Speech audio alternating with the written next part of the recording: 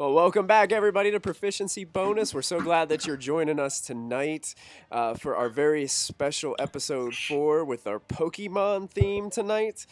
We are going to be doing a special giveaway for all of our viewers tonight. We have a copy of Pokemon X for the 3DS that we're going to be giving out tonight. And we're going to do a raffle here at some point, maybe near the break halfway through, to give you guys an opportunity to enter that raffle and for your chance to win. So make sure you guys are sticking around and watching tonight. And I'm going to go ahead and take you guys over to say hello to our cast. There they all are. Everybody say hello. You can see them in their Pokemon outfits tonight. Look at that. They are all decked out and ready. Christy's even equipped with a giant Pikachu laying beside her there. Look, he doesn't fit. His head fits under my bed. Like, I had to squish him in here. He barely fit. I just imagine Christy over there just like Pretty just putting all her weight on this thing, just jamming it under bed. That's awesome. Well, this is. I rolled a nat 20 strength, so he managed. Oh, there it is. There it is. There it is. Nat 20 squeeze. Way to use it when we're not in a battle or something. I know, right? Yeah. Hey, Pikachu is important. And Pikachu. Matthew and I didn't realize it, but we're totally rocking the same shirt tonight. So there you go. Wasn't planned, but very stylish. Hey, go pick yours up at Walmart. Hey, Walmart, you can sponsor. You can sponsor / endorse our channel. No. See that? There you go. I don't drink Mountain Dew anymore, so I got to look for other endorsement deals. You see, that's what you got to do. Canada Dry. That's my vote. Nice, Canada Dry. Yeah. So, once again.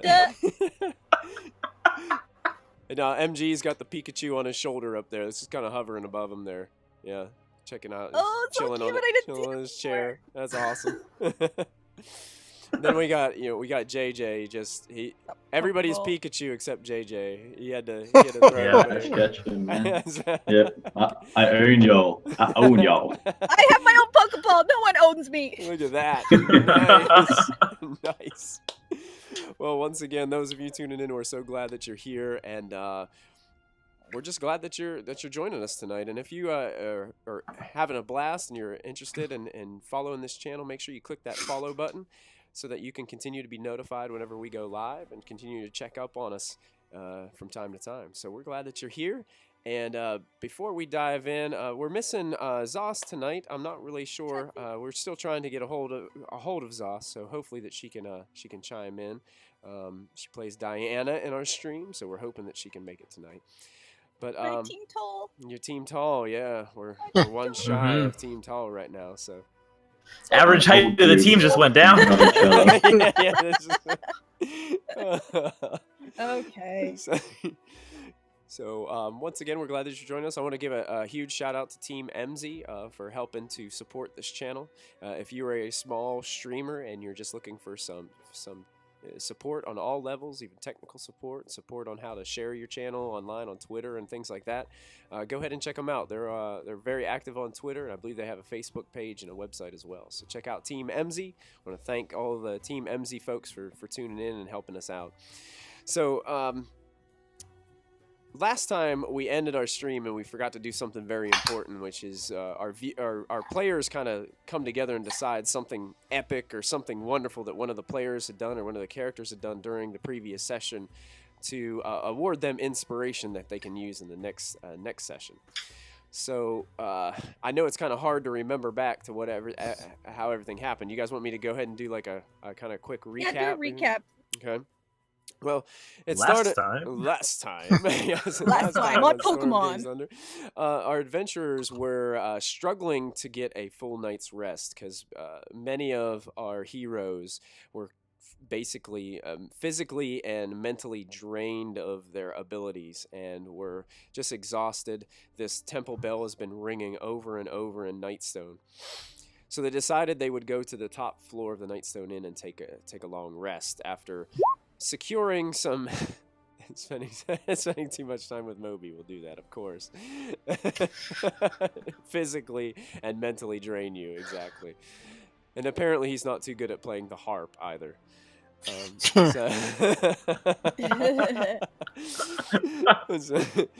So our adventurers were careful to keep an eye on their, I guess we could say, prisoner Kella, who was a member of the Zhentarim. And also they have acquired a unlikely ally in a goblin named Gum Gum, who has been befriended by Diana, our cleric. The night was difficult. They had a hard time falling asleep. Eventually the bell did stop, but our adventurers woke up from their long rest, being a little bit exhausted and suffering a point of exhaustion. So they had that disadvantage on all their skill and ability checks for the session. So they began to head towards the keep, narrowly sneaking by some goblins who were inside of a fence of a garden, playing blind hide-and-seek with pumpkins over their heads, just kind of running around, chasing each other, having a good time. Once our adventurers were able to hop over the bridge that was out for the keep, they made their way into the keep, found out that there were 4 guards in there having a very tense moment as they were arguing about their next steps. I believe Lachlan just kind of decided to just walk in the door and just show himself to these individuals that were arguing behind the door. Just showed himself in. And they had a little bit of a tense moment as they were trying to aggressively negotiate with these guards. Our adventurers discovered that Lady Valrosa Nandar had been killed in the attack on Nightstone, as a boulder smashed through the ceiling of this place, and all the rubble kind of buried her. At that point, the adventurers were able to convince the guards to kind of follow them and go with them, and only to discover that some new arrivals had entered town, and Kella kind of hinted at they were also some reinforcements or friends of hers. So we've kind of ended with the confrontation with our characters on one side of this bridge and these new individuals who just entered Nightstone on the other.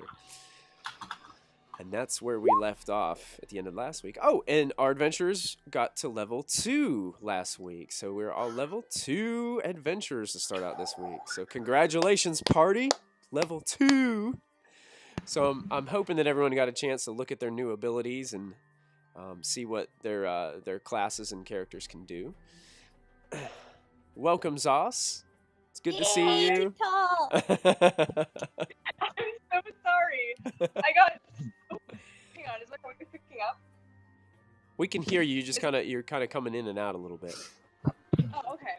I'm so sorry. I got up eating dinner and I forgot that it was Friday, and I was like, Food first. I spent $50 to make terrible stir fry that I had to throw away. Oh no! That's what happened to me. Oh gosh. All in all, a productive evening. Well, Zaz, I just got through telling a quick recap and kind of introduction to everybody. Just welcomed everybody, and now what we're going to do is decide. We didn't get a chance at the end of the session last week to decide who was going to get some inspiration for this session. So that's what we're going to do right now. Can anybody think of anything pop up? Well, perfect timing. I was going to say Zos with her like getting up in the guard's face and saying that clerics aren't all nice. That was pretty good. And the rule to go with it was excellent. It definitely helped. This may tie into the same person. Who was it? Was it Callista or Diana who was mouthing off at Kella after the 3 gnomes made it across and back? Come on, you're going to tell me you can't do what the gnomes have done it for me. Okay, my vote's for Callista then on that one. Like, come on, look at the midgets. The midgets did it without a problem. You're going to tell me you can't do it after they did? Nice. Anybody else have any input or insights in those? Or are we all good with those? Honestly, I can't even remember what I had for breakfast, so... I'll toss out Lachlan as well, just walking in the door, because that was just funny. Hi, yeah, nope. See ya. All right, well, here's what we'll do for tonight then. We'll go ahead, Lachlan and Callista, you guys go ahead and start with a point of DM's inspiration. And Diana, you're going to start out with the free nat 20. Okay? So I'm going to go ahead and get that nat 20 set up for you here. So we're going to slide it over here on top of your screen so we know that you have the nat 20. There you go. We've got it on you now. So now remember those points of inspiration, that nat 20 will disappear after tonight's session if you do not use them tonight. So you got to make sure that you use them. Okay. And I have a lawyering question. Sure. Because we reached level 2 and you said everything resets. Does that mean exhaustion as well or no? Oh, good question. And she asked me. Reset, she asked me when we're live, so this is important. Well played. So this is why she said she had a question when those streams would start.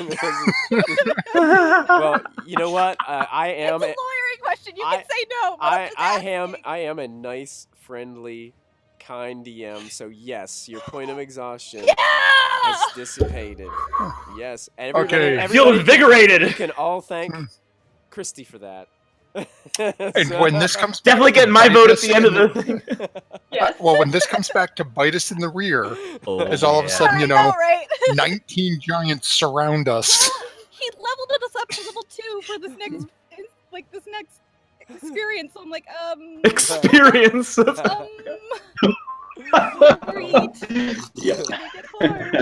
Good choice of words.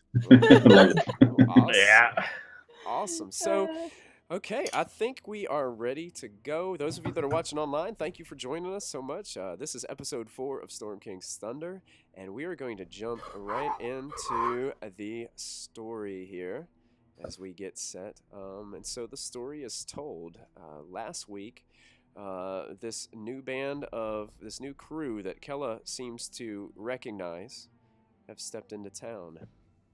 And the apparent leader has stepped up onto the bridge and has kind of been asking some questions to find out exactly what is going on. Last we left off at kind of a tense moment, and we're going to pick it up here.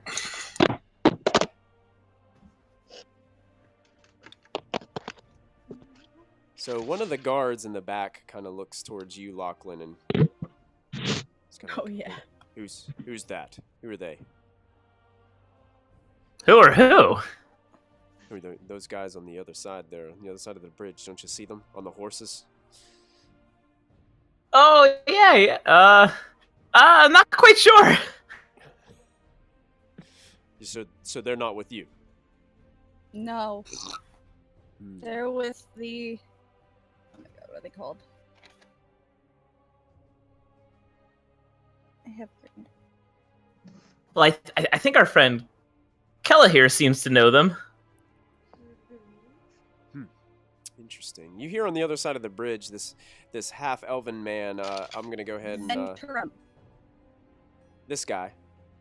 Yes. Okay, he's on the other side of the bridge. You see him turn around and start to kind of face the other individuals that are on the horseback, and he starts barking some orders towards them. He's like, how about a couple of you go find something that we can put over this bridge to get these people safely across? And then immediately you hear like a couple of the other ones say, yes sir, right away.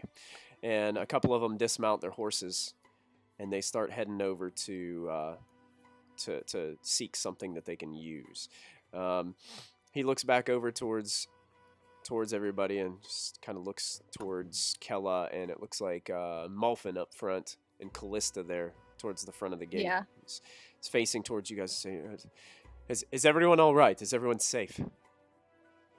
Reasonably. We seem to have had no issues here, aside for some unexpected visitors. Unexpected visitors? You mean those little wretched beings, the goblins? I look over at Gum Gum nervously. I know. I kind of want to step in front of Gum Gum, so like I'm blocking his view. Okay. Oh yeah, right. Oh god, yeah. Like between Team Tall, we should be able to hide her. Oh yeah. Yeah, you guys don't have any problem doing that. Yeah. Diana's Gum Gum's trying to like Hi. squeeze in between you to like look. She has like. So cute. like I'm squatting between my legs, like, no, go back.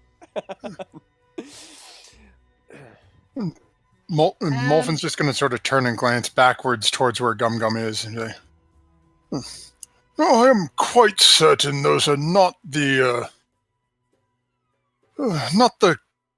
people I'm referring to. What is your business here?" What is my business here? Well, I'm here looking for her, and he points towards Kella. Well, So you're here to take her and leave, then? Oh, absolutely not. There's business to take care of as well. What sort of business?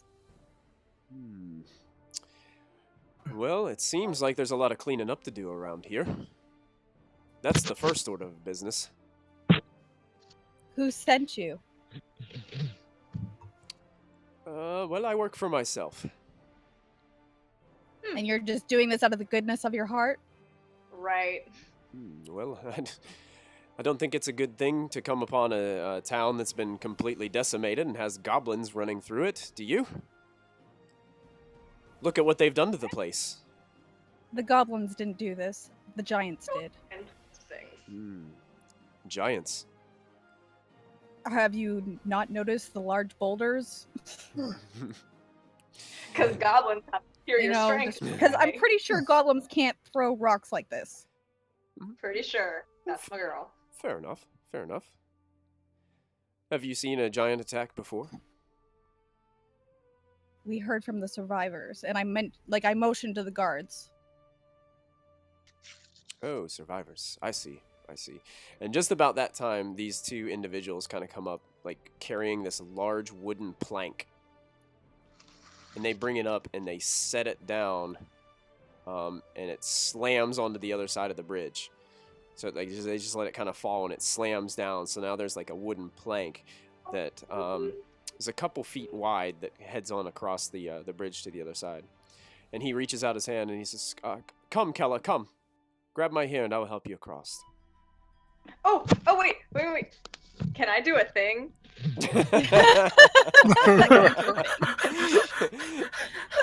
A thing? Absolutely, you can do a thing. What thing would you like to do? Throw a lightning bolt at it and maybe like knock it out of place. So no one can cross. Just knock it out of place, make it fall in the water maybe with like a guiding bolt. Guiding bolt. Just like connection blast, you know? Would guiding bolt work for something like that? I don't know. I think it might.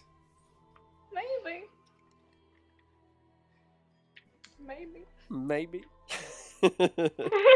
You know, if it hits. Yeah. Guiding bolt. Here we go. Flash of light streaks towards a creature of your choice within range. Evocation on a hit. Target's will take radiant damage. Yeah, go ahead. Yay! Awesome! Let's go, Diana. Let's go, Diana. You're going so fair. Too late. So Kella starts to step forward towards the plank, and all of a sudden you guys watch Diana start to incite this prayer. And is there anything in particular you would say, Diana, during your guiding bolt as your prayer, as you get ready to blast this plank? Ilmater, just help me check some people. Just people being checked. And there's this blast of this radiant, glowing, beaming energy that comes from Diana. Hits the board perfectly and shatters it into a bunch of pieces. Board is just flying everywhere into the air. Yeah, You I can grab hear it. Kella and kind of like, before she can step off onto it, I grab her and pull her back so she doesn't fall. Okay, you pulled her back, and all the pieces of this board are just splashing into the river below, and just you can see some of it just like floating on the top of the water as it slowly starts to drift around. And the guy on the other side kind of looks to the two that brought the board. They kind of look back, just kind of shocked and astonished at first, and then they look. I look back They and look. I'm like, nah. Well, I guess we're back to jumping. Molfin looks across at them and says, I don't believe we've given our guest permission to part from our company yet. Of course you'll understand if she remains with us for the time being. Well, perhaps we can bargain for her. And he reaches down and he pulls out. He's got like this small satchel that he's holding, and he opens it up and he says, he pulls out, and he has a hand full of what look like precious gemstones. Says, we make a trade. That's not what we're looking for. The contents of this pouch for her. And he slowly takes the pouch and he puts the gems back in it and tightens it back up. Molfin just looks over at Callista. This is out of his realm at this point. That's not the type of help or trade we're looking for. We're looking for someone to help find the people of this city and reestablish the hierarchy here. We're not looking for more pillagers. Establishing the hierarchy here is exactly what I'm here for. Finding the prisoners is no means of mine, but well, I can can grant you means of passage out of Nightstone so that you can go seek these villagers. And where will they go? This is their home. Well, they're by all means they are welcome. They are welcome here in Nightstone if they're willing to work under my leadership. That's what I thought. No trade. Well, we could provide a very good life for these individuals. And what exactly is your plans here? I don't believe that is any of your business. Oh, it's our business now. We're here first. And to be fair, I mean, they are lacking in leadership a little bit. I mean, I'm going to look over at the guards. I mean, they are. The one short-haired man is like holding on to the blonde-haired female guard, and she's just sobbing, and the guy with the beard is just kind of like picking through his beard. He's got all these like chunks of debris in it, and he's just like standing there picking. He's got a little gut to him, so he's just kind of like sitting there with a spear, kind of picking through, and the short-haired female just looks like outraged, like the entire time that you guys have seen her. She just looks like she could just snap at any moment and just kill anyone. So that's the condition they're in right now. So maybe a bit of leadership wouldn't go too far astray. Well, there might be a next of kin to the lady, so I think that we should try and rescue these people and like try and find the next of kin who would be the heir to her title and heir to this town. Oh, absolutely. Yeah, rescue the people, but I mean, guys, if you have the intention of helping this town and saving these people, then you're going to help us save the people first. If yes, that I is would your agree true with objective, you are going to save those people and bring them here. It'd be a good show of strength. Yes, and if you assist us in aiding them, one would assume that they would come back and be willing to work with you. But if they come back to their home and find nothing but a tyrant, then you will be treated as the rake fire you are. I guess you do have a good point. Why don't we get you across the bridge first? Let's explore Nightstone just to make sure that this wretched goblin threat is dealt with, and then we can negotiate further. What say you? Can I insight? Sure. Insight. Sure. Yay. That's your work. Okay. Yeah, I want to do an insight check on this. Sure. It's not bad. Better than anything Molfin's going to spit out, so. Diana, you believe he's being honest about getting you guys across the bridge. You don't think he has any kind of malice with that. He just wants to get you across to negotiate. Callista, you can kind of see right through this guy. Even though he's telling the truth, he wants you guys across so he can negotiate. You still have the feeling like he himself may send a couple of his goons to help you with the villagers, but he himself is not going to go.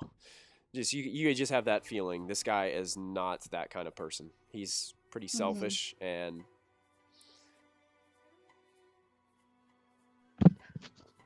That's fine for now. Hey guys, I'll allow it for now. I'm just gonna keep a sharp eye on him. I don't trust him, nor do I trust Kella. So I'm gonna keep an eye on the two of them. Okay. hey guys, I know these villagers. You know, we have to worry about them all, but we're here about this elf thing, right? That's why we're here. That's kind of a moot point at this point, don't you think? Oh, I mean, maybe we can get these guys to, you know, maybe these guys will cooperate better with the elves than Lady Nandar. I don't think Lady Nandar wasn't cooperating. I think it's the poachers that have been in and out of this place. And if these guys are slimy as I think they are, I don't think they're gonna jump on board either. If, like, I remember this, what we were told about this place, I believe, was that hang on. We know that this place is, like, historically, like, a cool, like, adventurers, like, hangout place, right? And that people have been disrespecting, like, the forests and everything. We know that, right? Yes. Yeah. Yes. Good. So anyways, I think knowing all of that these guys will probably just bring more of the same rather than make a big difference. Or worse. Do we know that? They seem pretty trustworthy to me. They're the Zhentarim. Oh wait, crap. I think we can trust them completely. From Diana, you're so cute. Well, if we're going to negotiate with them, we might as well accept their assistance getting back across the gaping chasm in front of us. The guy across sighs a little bit. He's like, "Will you two go fetch another board?" Give him more work. They kind of look back at him and they kind of give him that disgusted look, like, "Are you serious?" And they both just like turn to say, "Yes, sir." And they turn and they head off in search of another board. We promise we won't blow this one up. Maybe. So just a few minutes pass, and they both return with another plank. And they set this plank slamming down onto the other side. Some dust kind of flies up from in between the boards of the bridge. Let's get you all safely across. Sure. All right. Okay, I'll go first. Okay, Diana's gonna be. Yes, let us leave. Kella. I'm gonna be shadowing her the entire way across. Okay. And let us make sure we leave Kella until at least most of us are across. Yeah, I'm gonna go last. Okay. I'm clutching Gum Gum like. And I'm holding on to Kella's arm. I'm like, you're with me, and you wait. Oh, so you're gonna cross first, Diana, and you've got Gum Gum with you. I'm clutching her like my child because I don't like. I trust these people, not my baby. Okay. So you've got Gum Gum, and you're going across. You can go ahead and so yeah, you're headed across first. Go ahead and move your token over there, just so I know like what order you guys are going into. So it just helps me. Where am I? Where are here, you? I'll shift ping you so you can. Thank you. Yep, you guys are down here. Okay. Oh wow, I was really near there. Yeah, you guys got a whole like army of people down here that you've acquired. Yeah. Yep. Okay, so Diana and Gum Gum are going first. Who's going after Diana and Gum Gum? I'm following pretty closely here. Okay. And I'll be right behind Lachlan then. Diana, right beside him. As you're going across Don't push the me, board, Gramps. As you're going across the board, this guy gives you an interesting look where he raises kind of one brow, and he looks towards you and he says, "What is that with you?" Kind of quietly, almost like trying to hide it from Gum Gum. She's my niece that I'm looking after. Deception check. The looks run in the family. Deception check. You're like OTP. Gum Gum and Diana are OTP. Okay. Yeah. Oh wait. Oh, that's not Now, bad. actually, before you make this roll, let me check something real quick. Let's see here. I babysit her. Okay. It took her along. Mulfin thinks that this guy's going to believe her wholeheartedly. Okay. So does that mean... I'm going to use one of my portents, and he's going to roll a 9. All right. What's that? Oh, shoot! Oh, shoot! He kind of... So he looks up at a couple of these guys who are standing there, and they make eye contact after hearing Diana say that. And the two guys over there, they just kind of shrug. And they kind of give that look like, man, she ugly.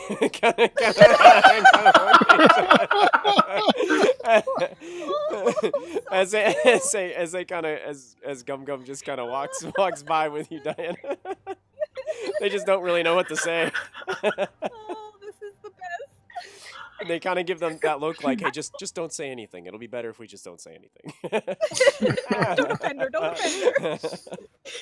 You saw what you saw. Is important. Hey, you saw what she did with that board. Let's not.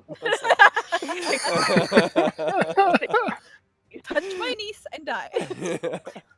So Lachlan heads across next, and this individual reaches out his hand. He says, "It's good to see that you're all safe." Thank you. You know, your efforts are appreciated. I wink.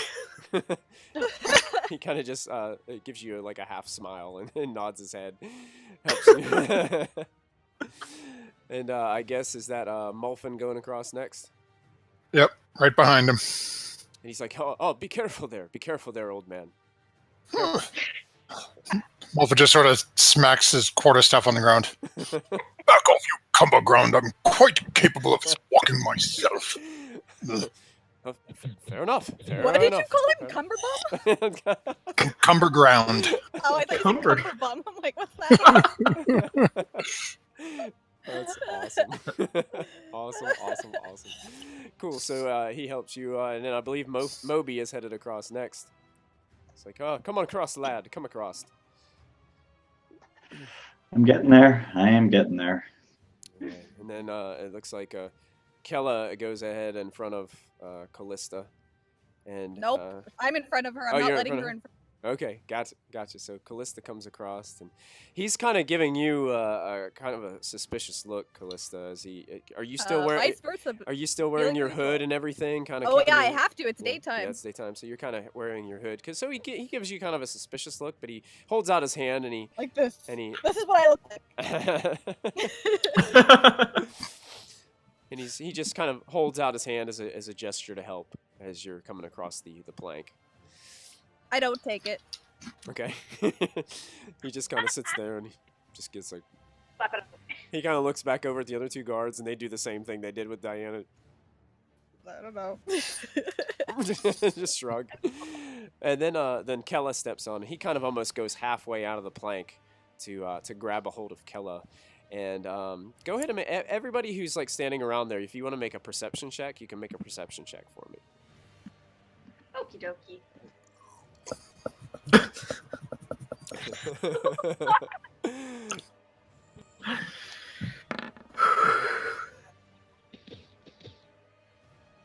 Okay. Lachlan, I don't know what you're paying attention to. But I guess, Oh, look, it's Gum Gum. I guess you're kind of amazed that actually worked at first. Yeah. So you're just distracted by that. Diana and Moby, you notice that this individual it just kind of has this gaze in his eyes when he looks directly at Kella, and they make this strong eye contact. You both believe that this individual has a huge crush on Kella. That there's. I turned to Moby. I'm like, they boning. They're not doing that. They're doing something.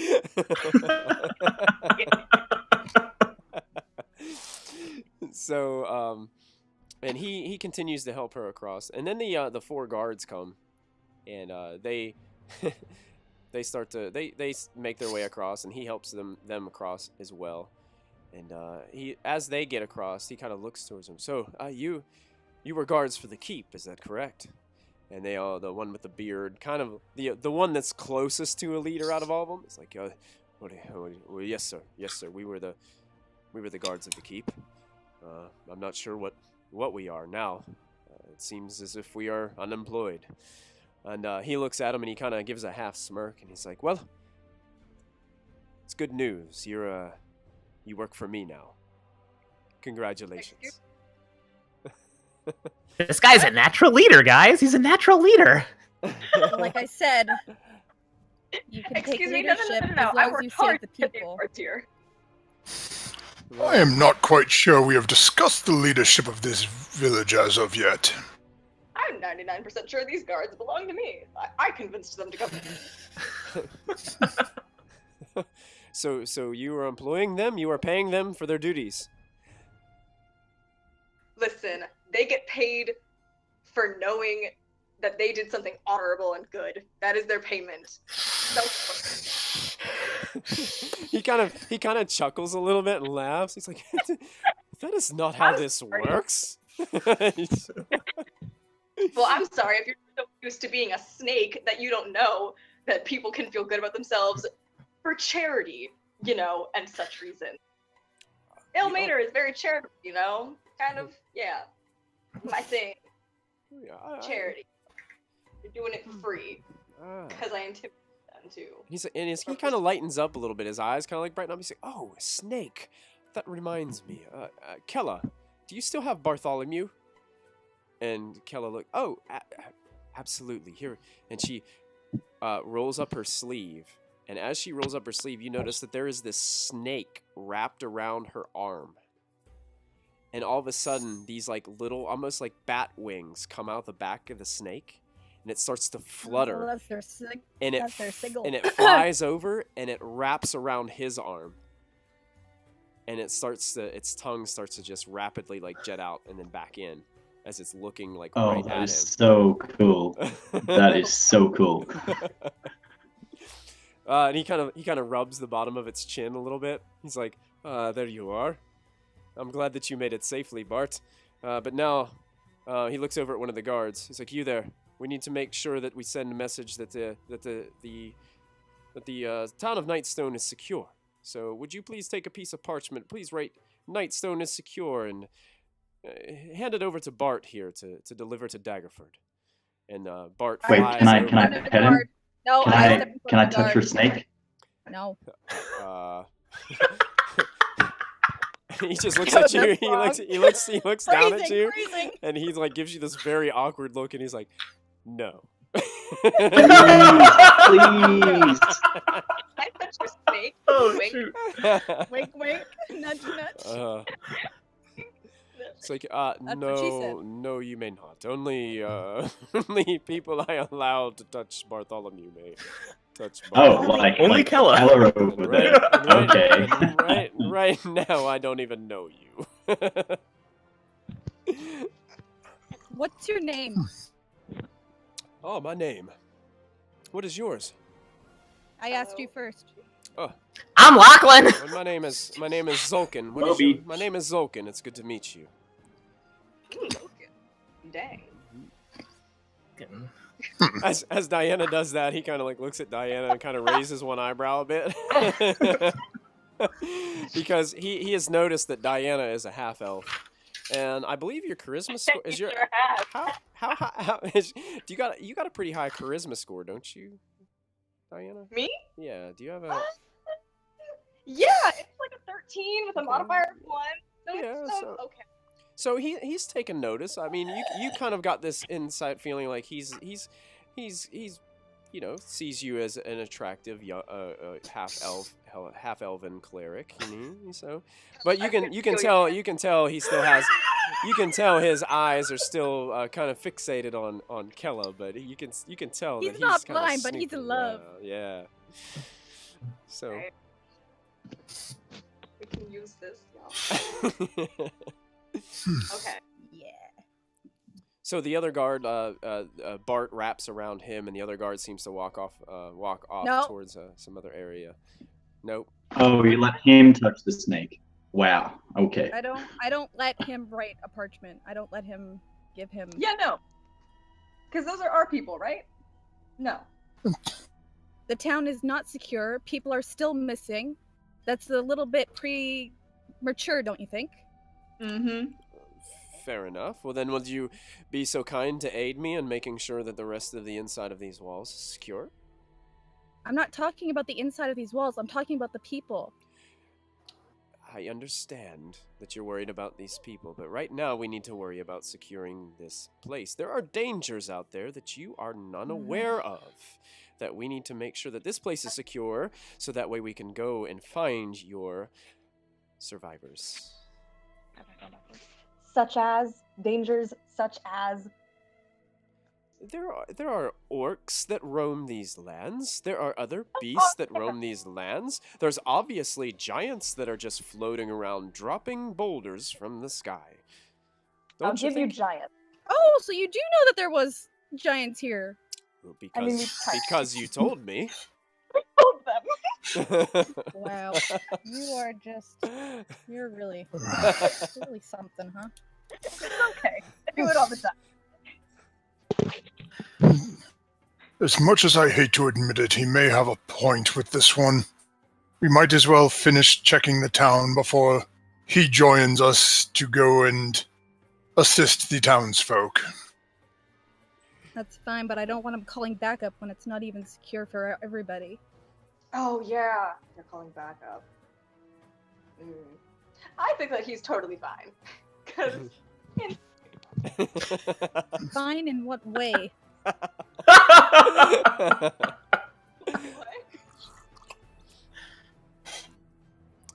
So he kind of looks towards that guard that has the snake, and he's like, "Go on, just hold on to Bart for right now. We'll hold off on that message, but right now we need to make sure that we go around and secure this town. You two over there, ride over to the drawbridge and see if the mechanism still works and it hasn't been damaged by the attack. We need to raise that drawbridge as soon as possible." And they kind of look towards him and say, "Yes, sir, we will do so." And two of the horses head on up through the town towards where the drawbridge is located. He kind of starts looking at the rest of you. He looks at the three gnomes, and he kind of looks towards you. He points to all three of you. He's like, "You three, if you could do me a favor, there is a building on the other side of where the dead goblins are, who are wearing the pumpkin masks. Would you go over on the other side of that building? There is an interesting door that has these ornate carvings in it that none of us can understand or read. If you could inspect and explore that structure, I would definitely appreciate it." Then he looks over at Diana and says, "You, Wonderful, what is your name, Wonderful?" What?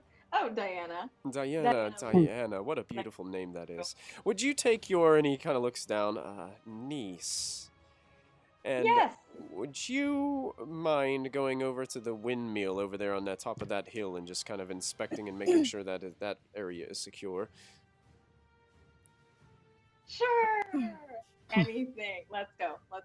Excellent. And then he kind of points to, let me double check, make sure I'm pointing you guys in the right direction. See if that's the place. Yes, he points to this structure also on the other side of where he describes where the dead goblins are with pumpkins on their head. And he says, you and possibly a couple of the guard friends. What was your name again? And kind of looks towards you, Callista. I don't say anything. What do you want? If you could, there is a trading post just on the other side of that garden. If you guys could inspect that, that would be greatly appreciated. And he kind of points to his other guards and kind of gives them other directions on where to go, pointing to some of the towers and some of the other structures, sends one over to the graveyard area on the northern part of town. No, I think I'm going to stay here with you guys. I don't feel comfortable going off by myself, so I'm just going to stay here, if you don't mind. Would you feel more comfortable if I sent Kella here with you? I think that's the opposite. You're comfortable. I think you should ask Kella if she's comfortable. Kella kind of looks at him with wide eyes. And kind of just goes, No. and then he looks back and says, "Oh, fair enough. Fine. You can stay here. That's perfectly fine. I might even go and explore this smashed structure right here on this side of the bridge, just to make sure it's secure." I'll follow you. Okay. So he sends the gnomes to individuals. So it's over on the far side of the. It's actually Sure, it's like over here, right? Let me see if I want to find it here. Da-da-da-da-da-da. Lachlan and I are having a race. Oh, here it is. And I'm running real dirty trying to like road rash him. Nice. Oh, here's where he's sending you guys. I'm shift pinging it. This. I can't see. It's just black. Yeah, I'm seeing the dark. Yeah. I'm attacking the darkness. I may have to. Go ahead, ping it again. Let me see. Do I have global illumination global illumination on? No, it's on, but it's line of sight. Oh, Okay. I see. Okay, I'm gonna shift ping it again. Okay. Oh, I see it. Okay. Guys, it's over. Move north and then There you go. Molfin's east. Yeah, follow the path that leads So it's east just when you gonna come make across it the bridge. Come on, Moby, I'm winning. What do you mean? Molfin's already there. While they're running, can Go I ahead, quickly how'd you check get that inside that goblin bag? Yeah, absolutely. Yeah. Let me see if I can remember what was in it. Oh, the 2 bags. Yeah, Callisto's got one and I Lachlan's think I got have one. one, yeah. Yeah, let me double check. For some reason we. And Moby's got a messed up, what was it, scimitar covered in pumpkin? Yeah, you guys got scimitars. Here, okay, I found the, who was checking the goblin bag while they're headed over there? Me. Okay.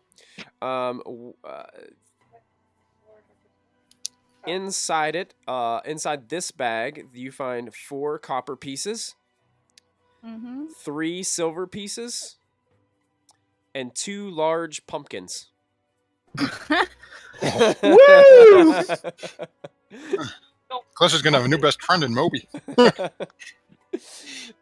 No, I'm not, because I dumped the pumpkins into the water. Okay, and Moby's heartbroken. and with a splash, there are now 2 pumpkins in the river. Excellent. And where was Lachlan checking the other bag? Might as well, yeah. So you find in this bag a tinder box. Nice.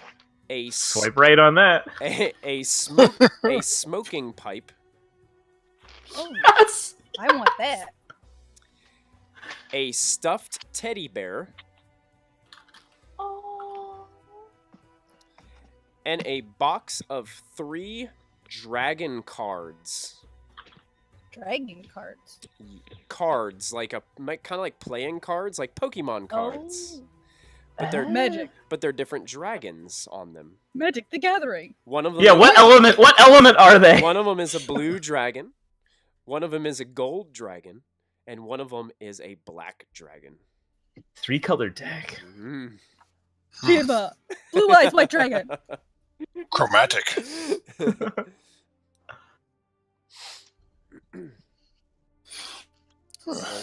Guys, there's some cool stuff in here. I show it to Molfin while we're like waiting for Moby. Oh, and Moby too. Now that he's got up. Where's the windmill? The windmill? Molfin's not even looking. He's just looking at the door with the carvings. The windmill is over here. Oh, okay, cool. It's over here. Right So the gnomes that kind of approach this establishment, and you guys notice that it kind of looks like all these houses are built the same. They're completely made out of wood, with thatched roofs, very high pitched roofs. This building, this structure, there's a boulder that's kind of in the grass beside it, but it seems like none of the boulders that fell from the sky had actually hit this structure, so it's still intact. You notice that when you come up, though, this place is a little bit different in the fact that all the shutters are closed, and they appear to be locked as you approach. And the door is firmly shut, too. And you notice that there are a bunch of just these ornate runes that look as if they're burned into the door.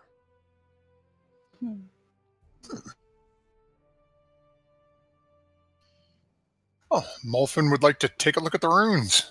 Okay, does Molfin understand the language Infernal? Nope, primordial.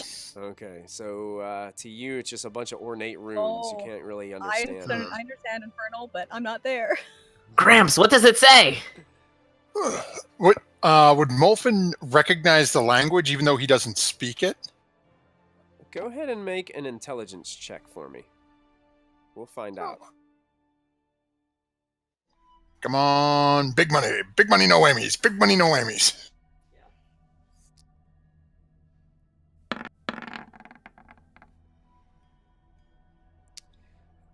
You know, probably not. You see some resemblances to other languages that you know, because I think you know a few of them, but you're really not sure what it is. Oh, these characters are unlike anything I've studied. It must be a dialect or a language that I am not familiar with.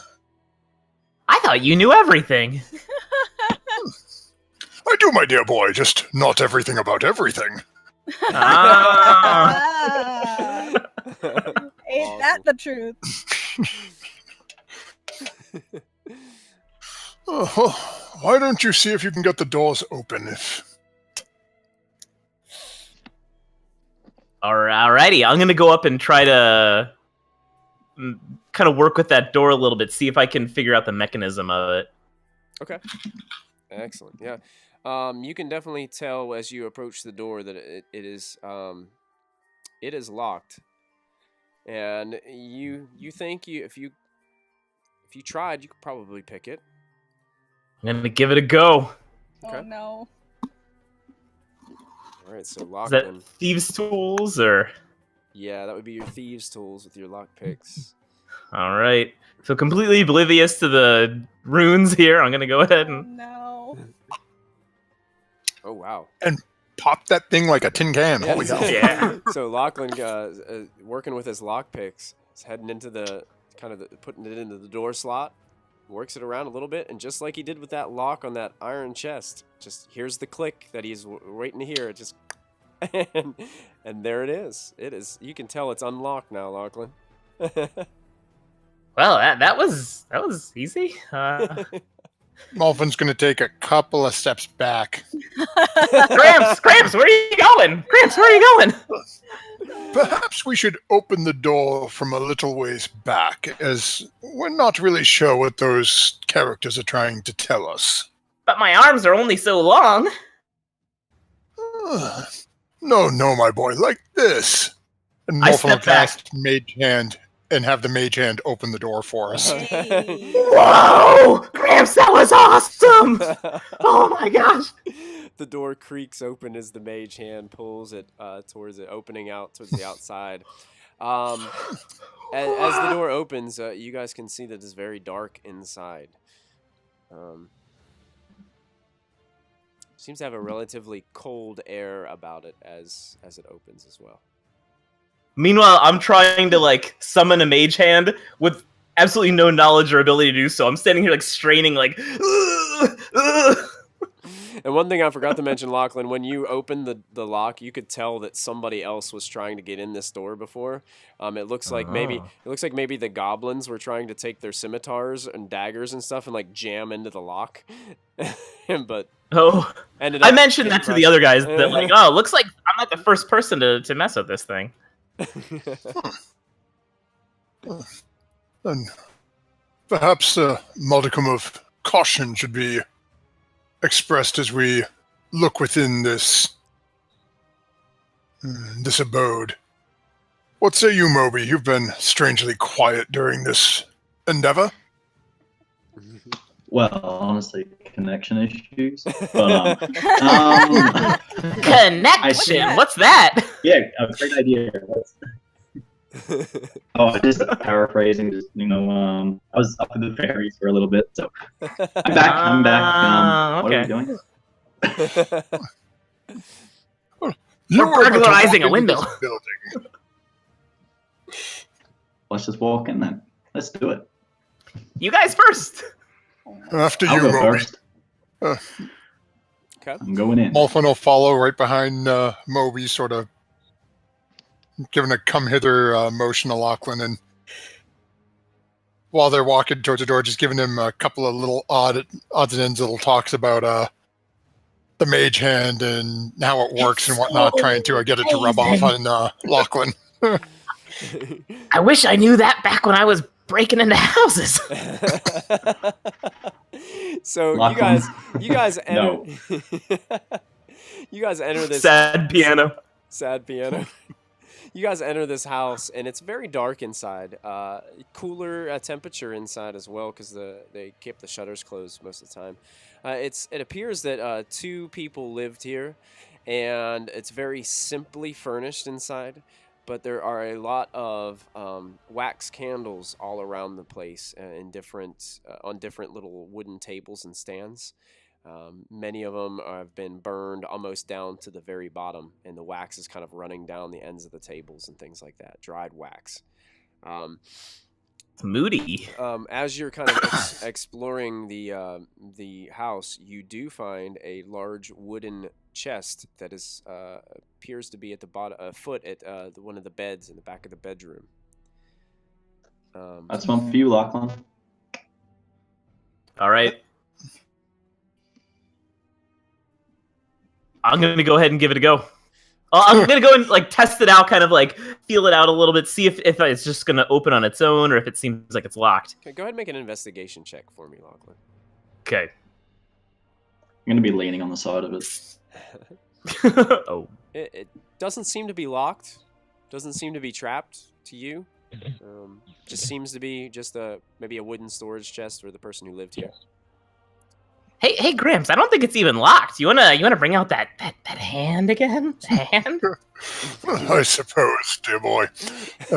Once again, mage hand to go open the chest for him. The I'm making sure as I'm doing it in the little motions, I'm looking right at Lachlan, trying to show him.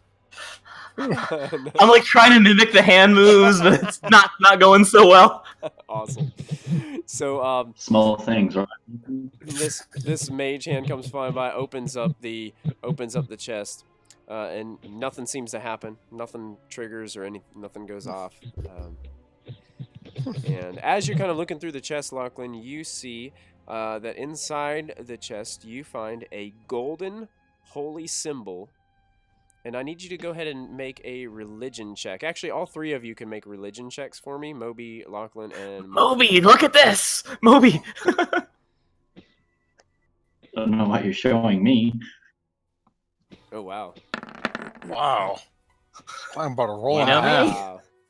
Nice. Oh. Men of... Our religious character. How is that Yes! The thief and the wizard know the religion. The paladin, not so much. I have no idea. That's I'm good. not religious. That's I good. don't know. These shoot. That's good. Hey, paladins don't technically have to be super religious. They just they have that oath that they are sworn to. So, but Lachlan and Mulfin, you guys notice this immediately as the symbol of Asmodeus. Okay, and This is not good. you also find in there a healer's kit and a red glass flask that has a cork in the top with a red sparkling liquid inside.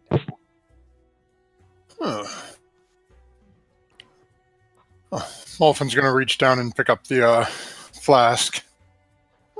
Sure, if I spend a little time studying this, we can find out what this is. Sparkly.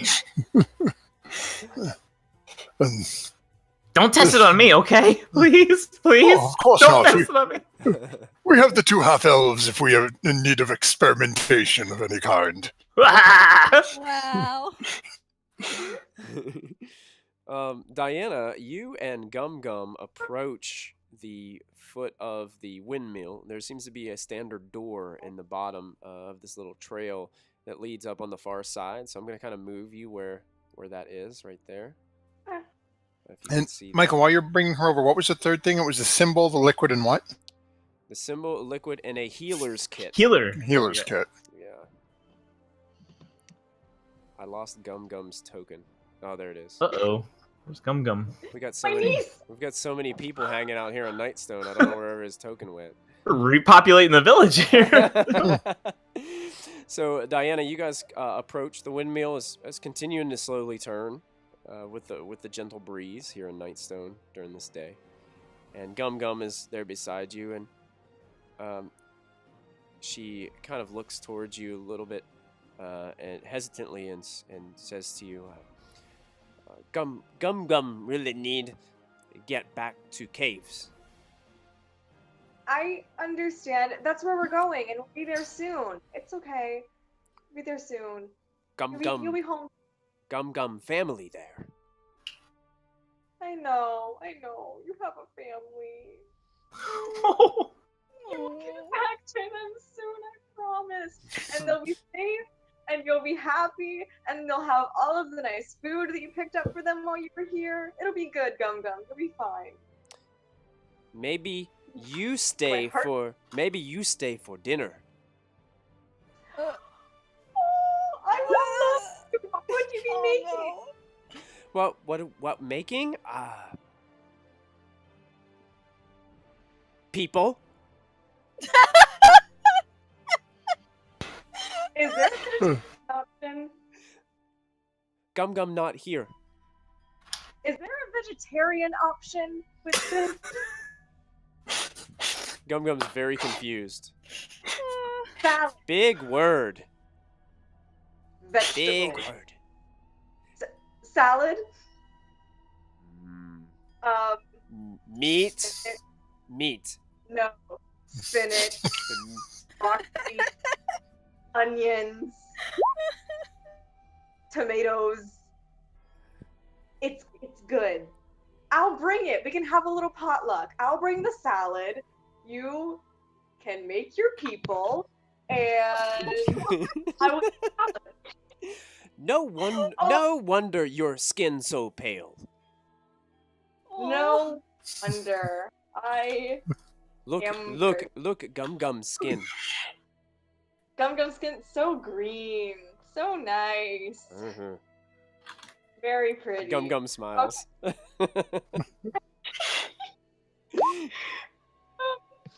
So let's investigate this door. I'll check for traps, I guess. Okay. Sure. Yeah. You can make Is that an enough? investigation check on the door. Yes. Sure. Yes, investigation check. Can I also do I have to roll twice for it to be check for traps and then check for people who might be on the inside? Well, make an investigation check on the door, and then you can make a perception check, see if you perceive anybody on the other side of the door. And then persuaded. Wait, was that persuasion or perception? Wait. You did persuasion. Oh, Should be okay, perception. go me. Okay. Ooh.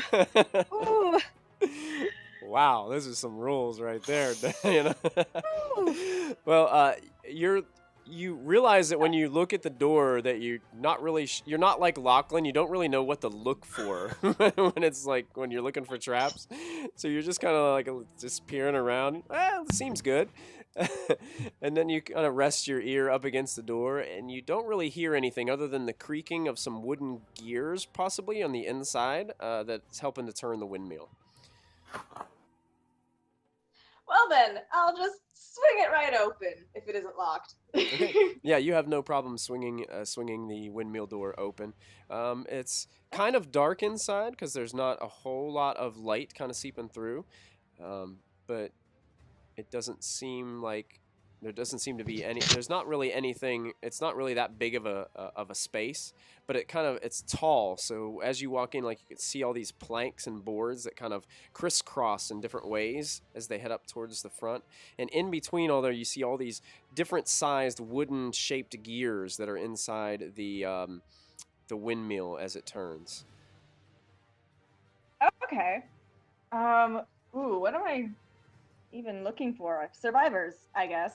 That's my first instinct. So I'm going to investigate again. I'll put on my glasses this time, you know, maybe I'll do better. Okay. And I'll look for, or no, is that perception? I don't know. I'll just look for people, for signs of life or previously have lived. Okay, go signs ahead. of a scuffle. Go ahead and use a perception for that. Real quick while she's rolling, Michael, given the roll we had, I'm assuming that both Moby and Lachlan would know who Asmodeus is? Yes, yes. Okay. We're just having a little conversation off of the sidebar and didn't want to say something that they wouldn't actually have. Yeah, absolutely, absolutely, yes. You guys would know who Asmodeus is. Diana, as you're kind of snooping around, you see evidence of small footprints that are very, very close in size to Gum-Gums that were kind of on the this is the floor of this place is just kind of solid dirt, but you can see the footprints, and it seems like the footprints, it seems like they were kind of running around in here, possibly like swinging from the beams and rafters and just playing in here, possibly the night before. And you do notice in the corner that there is a small kind of crude pouch that's kind of just sitting in the corner. Whoop. Gonna grab that. Okay. I'll look into that. Okay. As you open it up, you find 5 copper pieces inside this little pouch. You presume these goblins were in here probably playing around, and one of them dropped it. Okay. 5 copper pieces. Cool. Is there like an upstairs area? It doesn't seem to be. Okay. Seems to be clear from your vantage point. So there's probably no violence here. No people died. Doesn't appear to be. No appearance.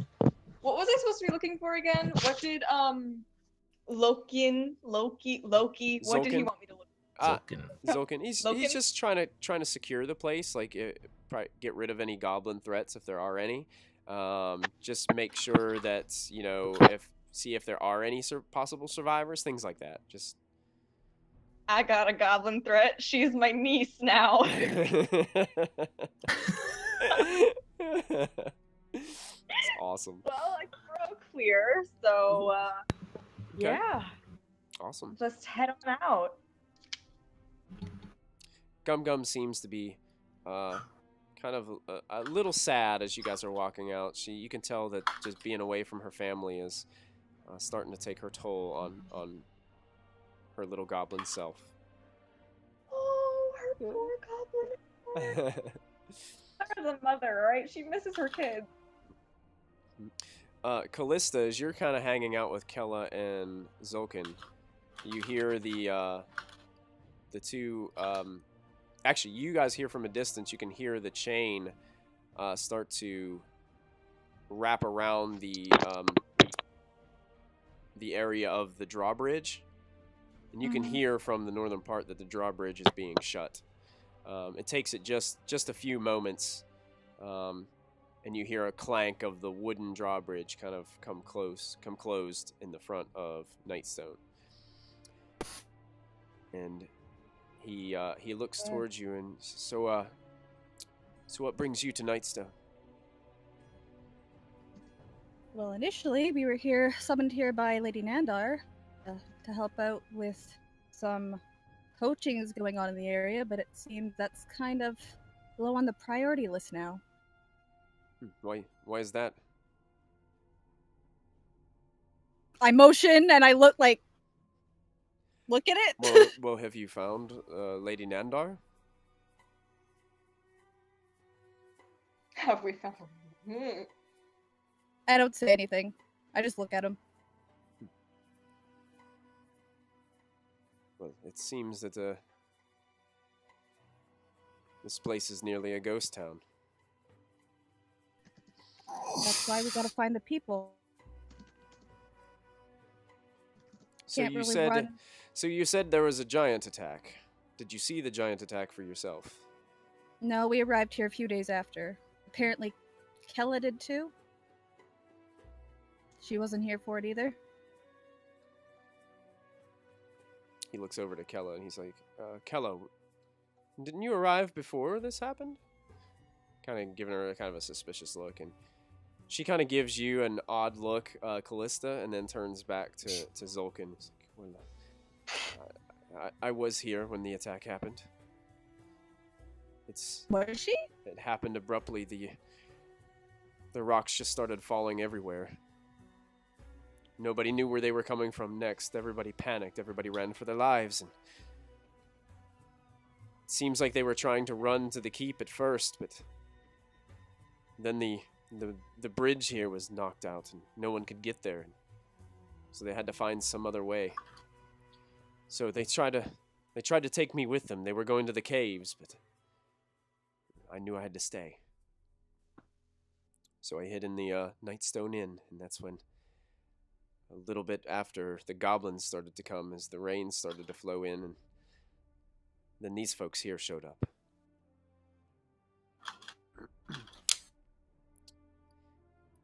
He just kind of looks at her, and she's kind of just almost like a relieved look in his face. He's like, well, I'm so glad that you're safe. And she kind of casts her gaze down, like away from his like he's trying to look into her eyes, but she's like casting her gaze like down, almost as she's trying to avoid eye contact with him a little bit. The boy is mine. I'm sorry that you. Sorry. Okay. So just a little bit of a small talk happening here around a lot of the other. Where did he initially want to send me? Like which area? Like where was he pointing? Where he wanted to send me? There's a large building right here on the other side of this garden. Okay. There were signs on it that kind of resembled a trading post, someplace where the town could be, replenished with goods. Okay, I'll go over there as long as I can kind of keep my line of sight on them and check it out. Oh, sure, absolutely. I wanted to just stay and make sure they weren't. Yeah, but now that I see that they're having a little moment, I'm like, I'm not down for this, so I go check it out. Good. So, Callista, you walk past, and as you're walking past this garden, you see the two goblins that you guys snuck past earlier. Yeah. One of them is laying there with the pumpkin, like rolled off of its head, and it has two crossbow bolts in it. Mm-hmm. And you see the other one is kind of like bent over the fence with the pumpkin still on its head, and it has about 2 or 3 crossbow bolts in it as well. Okay. These guys are brutal. Yeah. I'll check out this place, I guess. Okay, so you approach, and you can see that mounted on the entrance, there is this a circular blue shield mounted above the door. It's a blue shield sign that's emblazoned with a stylized golden lion, and you recognize this because of your kind of exploring different and locally with all these towns that you've been to, just kind of passing through as a guide. You recognize this is the symbol of the lion shield coster, which is kind of like it's kind of like a chain store in D&D. There's a lion evil shield. Walmart. Yep, it's evil Walmart. There you go. But it's basically in all these towns, they're starting to establish these lion shield costers that offer supplies, adventuring supplies, and things that people can use to plant and grow their gardens and things like that. So the door of this trading post is actually hanging wide open. Yeah, I'll look in. Okay, you look in and you can tell this place is an absolute mess inside. Mm-hmm. There is stuff just thrown all over the place. These wooden shelves have been completely cleared from about 4 feet up. The ones that go up higher than 4 feet are still kind of stocked neatly.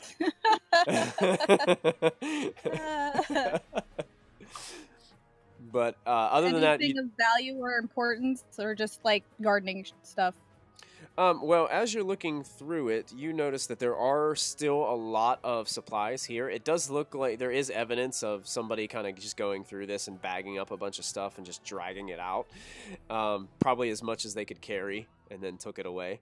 But you do also notice that you could see that there are plenty of supplies. If you wanted to take some supplies, Sure. you could grab some. Yeah.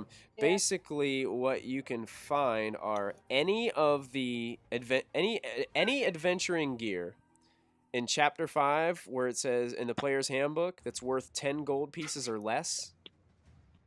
You can find 1d4 of them. So it's in the Venturer's Guide? Yeah, or the player's handbook. If you go Player's to Handbook? yeah, if you go to where all the equipment is, I think it's page 150. It's page 150. 150. Anything on that page that's 10 gold pieces or less that you would like to take, let me know. And what we'll do is I'll have you roll a d4, and that's how many you can acquire. Okay.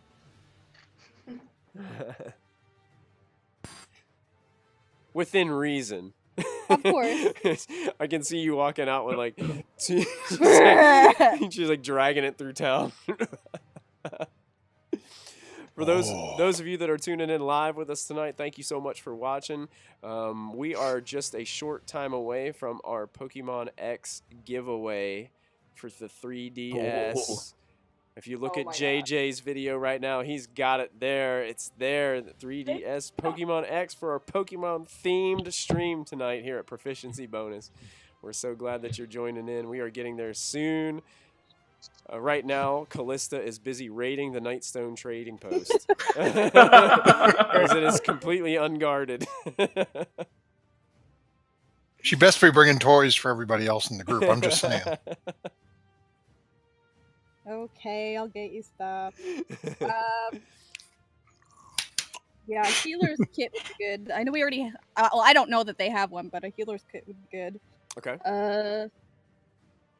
Here, just to speed up pace, I'm just gonna randomly roll these with my dice here.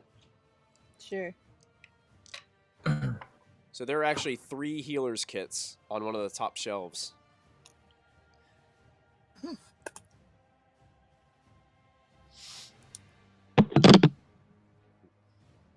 Lippity cloppity. How about some quivers, like the bow quivers? Quivers? Sure. Yeah. There's 4 of them. Hmm. I should roll these from now on.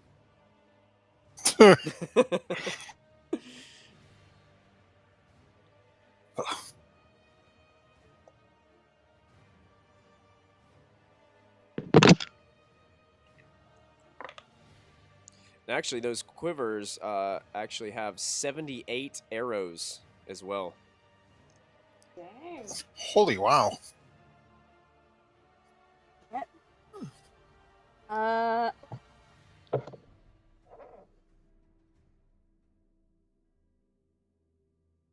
don't have any, so... Is there, like, arcane focus or druidic focus? Like staff or something? Like a wooden staff? I don't know if I have one. Yeah, they kind of got like, you know, it almost looks more like a walking stick. Oh, okay. That's fine. Don't worry about that one. Okay. And I guess just some rations? Okay. There are 2 rations. Unfortunately, it seems like the rations were kept on a lower shelf. Yeah. There's a lot of remnants of trash from opening different things of rations and bags and things that they'd ripped open.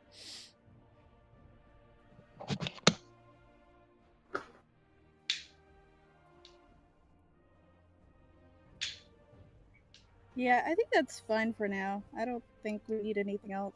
Okay. Excellent. Well, I think right now is a perfect time. We're at 9:30, so I think we're about halfway. I think this is a good place to take a 5-minute break. But before we do that, I'm going to go ahead and see if I can start the raffle on here for Pokemon X. JJ, you want to flash that back up on the screen for us for our viewers? We're giving away Pokemon X for the 3DS with our raffle tonight. So I'm going to jump in here and see if I can get this raffle started. And we're going to open up this raffle. Let me make sure I can. This is the first time I've done a raffle, so we'll see how this goes. What? Oh! All right, in order, raffle time, folks. Any of you viewers out there, if you put in an exclamation point and type in raffle in the chat, you will be entered to win Pokemon X.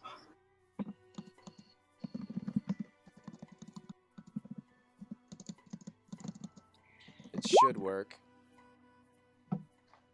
And I'd test it for you, but I don't want to be entered and take it away from one of our viewers.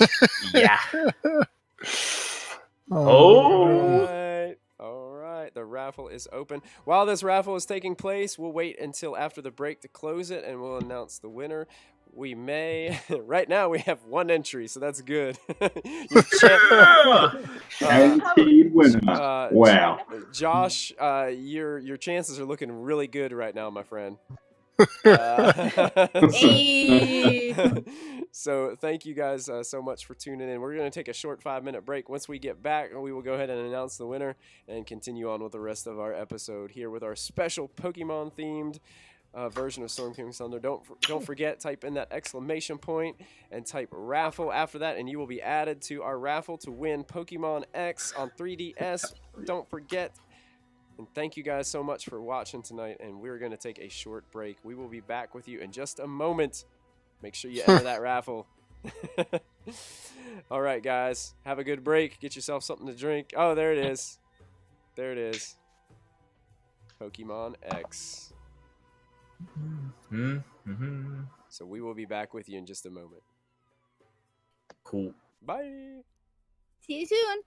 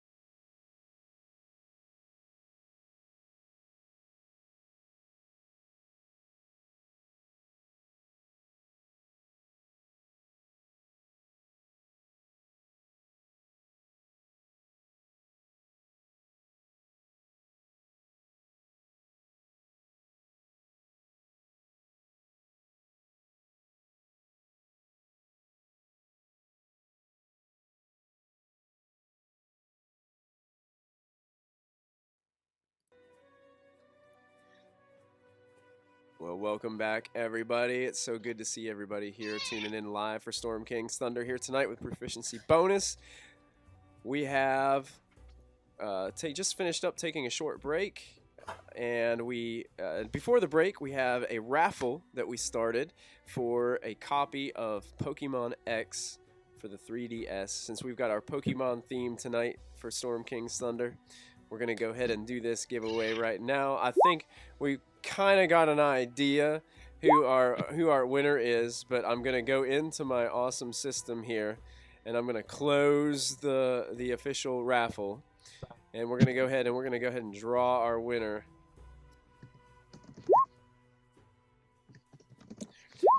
And congratulations, Josh. Wow. You are bloody the winner. You legend, mate. Well done. So, Josh, beat the odds. congratulations. You have won. Yes, congratulations. Love and under. You have won this Love copy. and under. What I need you to go ahead and do, Josh, is I need you to, if you can email me a mailing address that we can send this to you, you'll be receiving a package from Australia. That's where it's coming from. So make sure you don't. Ignore the kangaroo. Ignore the kangaroo. And make sure you pick up your package. So if you could email me at proficiencybonus@gmail.com. I'm going to put it in the chat for you. bonus@gmail.com. If you could email your contact information to that one in the chat, that email address in the chat, we will make sure that we get that game to you right away. And thank you so much, Josh, for tuning in tonight and watching our stream, and we hope that you'll stay. Check it, that's yours. That is yours. Well done. That is yours. Well done. And for those of you who missed out on this particular raffle, we're going to be doing giveaways hopefully every stream. I think JJ's got a bunch of fidget spinners he's got stored up that he would like to And I've got a whole bunch of just everything, so I'm giving my belongings away. We also Take have my a half underwear. elf Take whatever you want. You guys see all those like portraits and pictures he has on the shelf behind him as well? He's gonna start raffling those off. Yep. We're just gonna get rid of all that. Exactly. There's Raffling his a few baby photos of Solely me up just there. wrap if you up want. all of JJ's items at home. Eventually, we're going to raffle off JJ. JJ's going to ship himself to somebody. I'm coming. Enter to win. We'll be raffling JJ off. Excellent. I do want to mention that eventually our target is to, my goal personally is to try to get us to 100 followers. We're almost halfway there. We have 43 followers right now.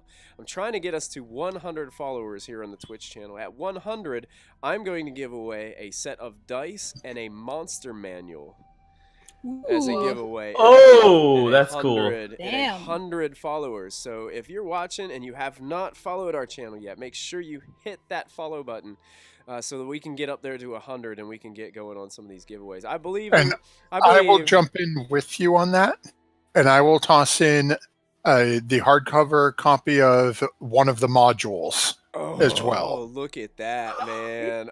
So we'll double down. You so come in with the monster manual, and we'll talk to the winner, find out which one of the official modules you don't have. So something like Princes of the Apocalypse, Elemental Evil, Curse of Strahd, Storm King's Thunder.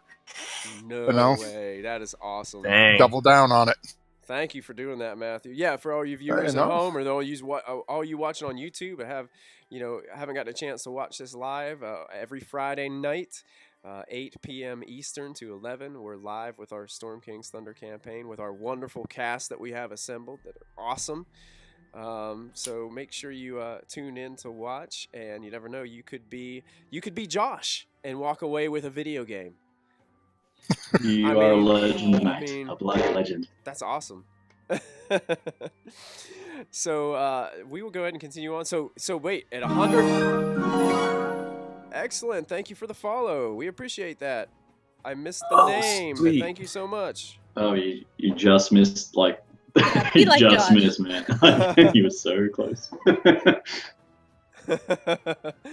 Actually, wow, it I think is it was tiny on my Josh. screen. I think it was Josh. Josh, Yep. thank you for the follow. And yes, you are the very model of winningness. So, keep up the good luck with with our raffles. Keep coming back, and Yeah. eventually you'll get mail from everyone here. Yeah. Awesome. Thanks for the I'm follow, sending my Josh. We bill, appreciate Thanks, you Josh. watching. gas Thanks bill, electricity, water. Yeah. It's all coming your way. Oh my goodness, that's great.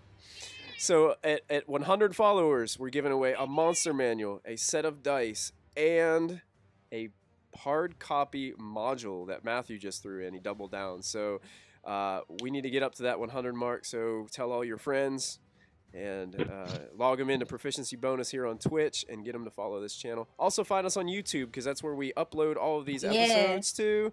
And I know Christy has an amazing YouTube channel as well that has like a bunch I hit of 2K in the past week. 2K You know how subscribers. That is So I'm going to be Yay. doing a video about Awesome. Dungeons and Dragons, and I'll be promoting Proficiency Bonus when I post that, probably next week.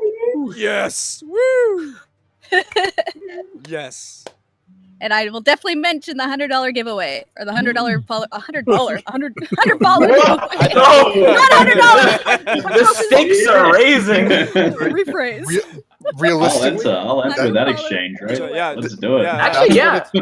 That's about what it's worth, right? it's going to come down to being about and worth that much, depending on what module they choose. Yeah. It's going to be close. When you consider those books, yeah. Josh, Josh is online now. He's like, yeah, $100, man. Yeah, he's like, oh, I got this. $100 value. $100 value Just keep giveaway. showing up. Yeah. Never know when somebody will start throwing those $100 bills around. My goodness. Man, this Josh is going to be loaded, man. He's just going to have like all this cool shit. And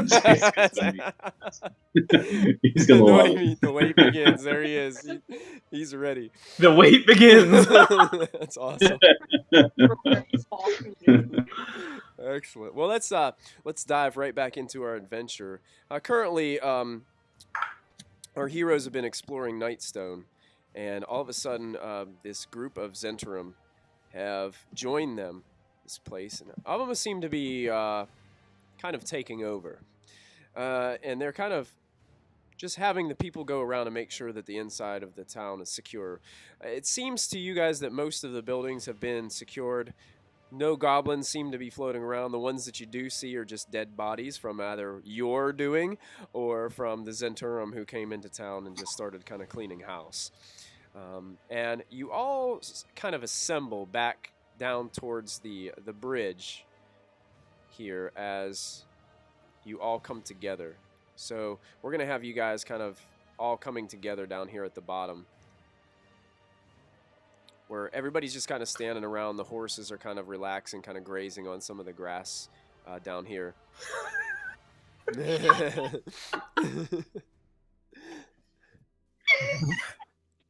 Josh, we love you. JJ, are you sure about that, man? Well, now it's tossed out there, and he said let the followers choose. So, Josh, if you're listening right now, make sure you're around when we hit 75. So when it's time to pick his tattoo, if you want your name tattooed on JJ, you're there to throw the idea out. No. Careful what you ask for, JJ. This is the internet. Yeah. I'm ready. Josh, you may just have your name tattooed on JJ. Proudly display it whenever I can. So you guys all sort of assemble down here at the bottom. You can see that Xolkin is keeping Kella relatively close. He seems to... Josh says a tattoo of the word tattoo. That's pretty meta. I like it. I like your style. Yeah. So Xolkin kind of looks around and looks towards all of you and says, well, is Nightstone secure? We're all with him? Yeah, you guys have all kind of come down and reassembled yourselves down there. A lot of the other guys are kind of standing around and just kind of just looking around for anything that they can see. A couple guys are just kind of standing around talking. They've been walking around kind of. The doors were pretty secure. You know that. Lachlan, did you hold on to that necklace? I haven't. If you didn't, okay, then we'll say that Molfin took it with him. Cool. Molfin will hold out the locket so everyone can see it. As secure as anywhere that's a hotbed of Asmodeus's religious fanatics can be. Would I know what that is? Asmodeus? When he Yeah. says that? Go ahead and make a religion check for us. Can I make a religion check? Sure. Yeah, since you guys are all assembled. So Okay. these two guys were not Nope. here yet. Nope, I'm not religious Same at all. boat as me. What is religion? What is What religion? is religion? What's that? Yeah, Callista does that name doesn't really ring any bells. Wow. I just got that. That's Wow. religion. Wow. Wow. Diana seems to know everything there is to know about Asmodeus. Well, let me break it down for you. But I feel I made a terrible. I rap- feel terrible as your dungeon master to not be able to tell you everything there is to know about Asmodeus. I know he's an evil god. He's the ruler of the Ruler of the nest, nine the ninth hells? level of hell. Yeah, The ninth- ruler of the ninth hells. He resides on the lowest level, the level of Ness. Domains are torment, tyranny, and knowledge. His desires are sin. Yeah. Yeah, He's he's a little different from Ilmater, isn't he? about as different as one can be. Yeah. Basically, not even the other lords of hell will mess with him openly. Mhm. Anything To be that's fair, tried, he's he really plans hard. for hundreds of centuries, millennia on a single plan, waiting for things to be just right. He's a tactician of the worst kind. Jeez. Mhm. Guys, we have a serious problem. Yes, problem? Diana, we really do. If I am not at all Where sure did it you is find wise. It was in one of the domiciles in this place. The townspeople serve this god? That was my impression. There were Look, markings we on the may be door. I did jumping not... to assumptions here. Maybe. Just because one house is a bunch of demon worshippers doesn't mean everyone is. I gotta turn to the Yeah. gods. Do you worship Asmodeus? Like, straight up. Come on, lay it on me. Oh, you turn to the guards to ask that question? Yeah. Okay. They kind of look towards each other, almost as if they're not really sure what you're talking about. In- We worship Lathander. Insight. Yep. Go ahead.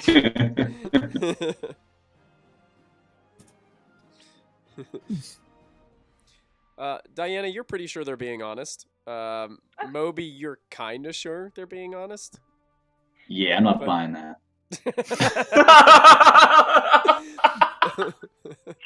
The guy with the beard kind of just shrugs a little bit. It's like, what? We have a temple of Lathander in Nightstone. That's where we Yeah, go you to can worship. call it whatever you want, but, I know the truth. Okay. Seriously. I believe you're good men. And I'm choosing to trust in people right now.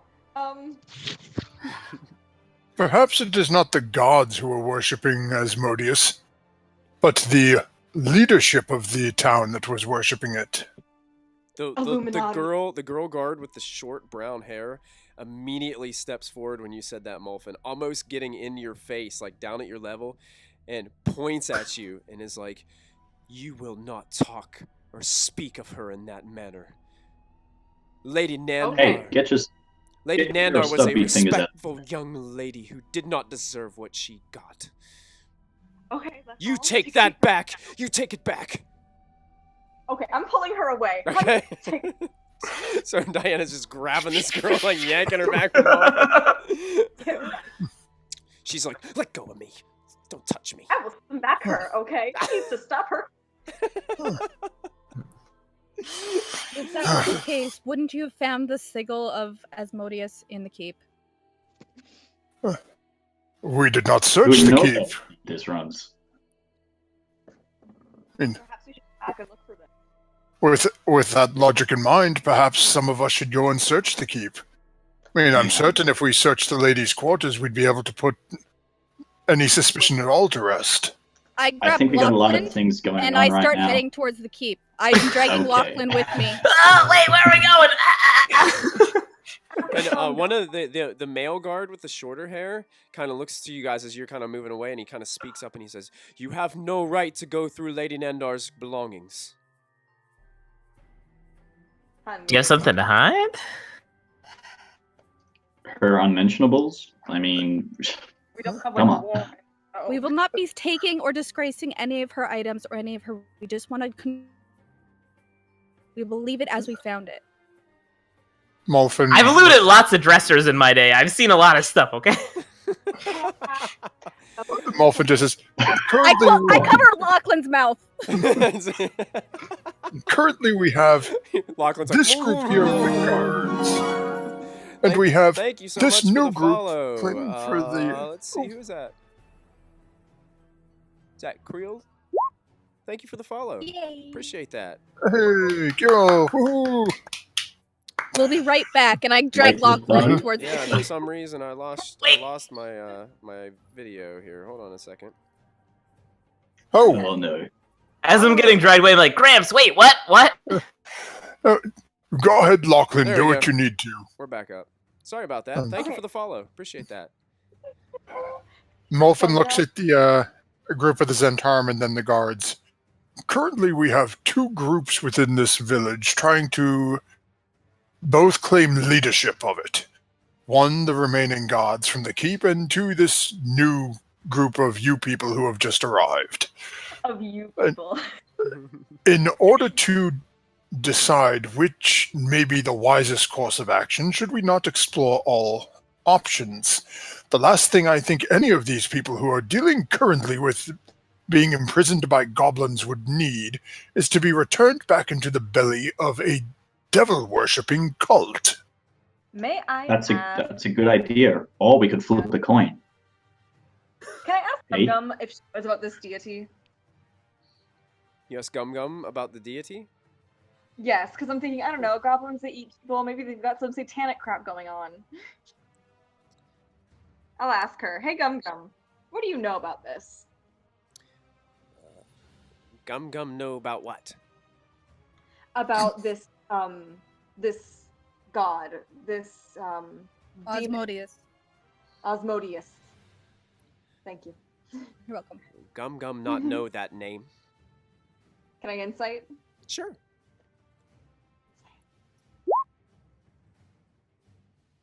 I believe Once Yeah. me and Lachlan are out of sight in the keep, I hand him the quiver and arrows. Okay. Oh, this looks pretty good. Thanks. Yeah. 4 quivers, 78 arrows. I'm like, next time, don't argue with me. Whatever you say. I'm like taking handfuls of arrows, excitedly being like, He's like throwing "You're them my like new confetti. favorite." He's just throwing them Yeah. up like confetti. Yeah, making it rain. Roll 4d4 for arrow damage as they collapse. You know, I always thought you were the most natural born leader in this group. Can I insight check that? Sure. Go ahead. Lying through his teeth. He's honest right now. Yeah, but Callista doesn't trust anybody right now. Okay, I believe you. Yeah.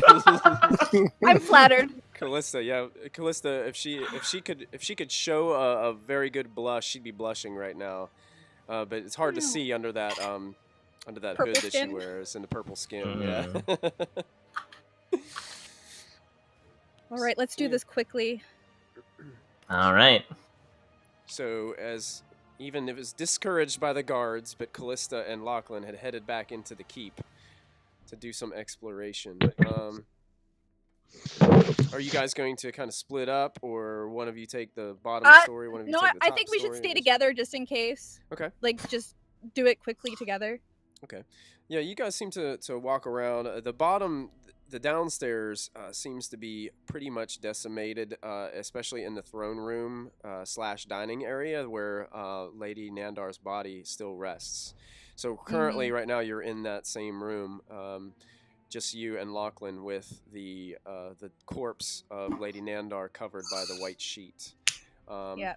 There are some stairs. It's the center of the keep. Some wooden stairs that are built inside that lead up to the second story, and there is also there's also a downstairs. There's a kitchen and what looks to be another room. It looks kind of like a library or a den of some sort.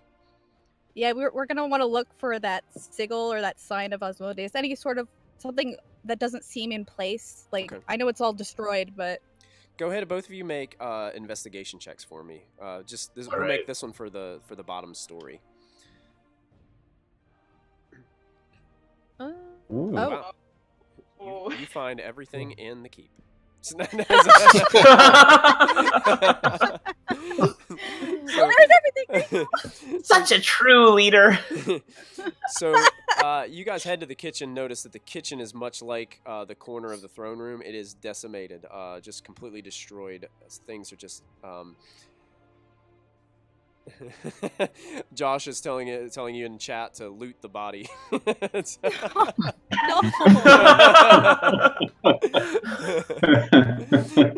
So I want to. So are you guys, Lachlan? Are you checking out the body? I'm kind of excited about my arrows and following along at this point. I'll look on her body. I don't want to I just want to lift it and see if I can notice any sort of symbol that's on her chest, like a necklace or some sort of there's pendant. no symbol or pendant. She is dressed pretty extravagantly. But you do notice on her left hand ring finger, she is wearing a very nice shiny golden ring.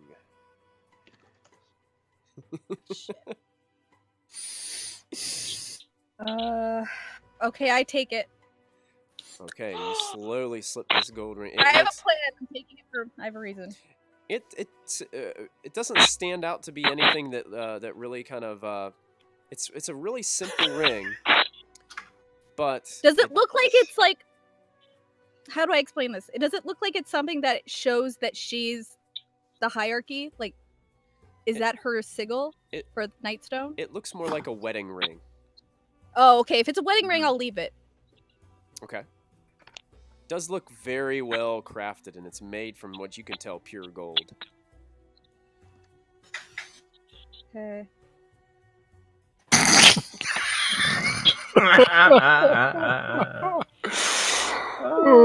Sigil, whatever.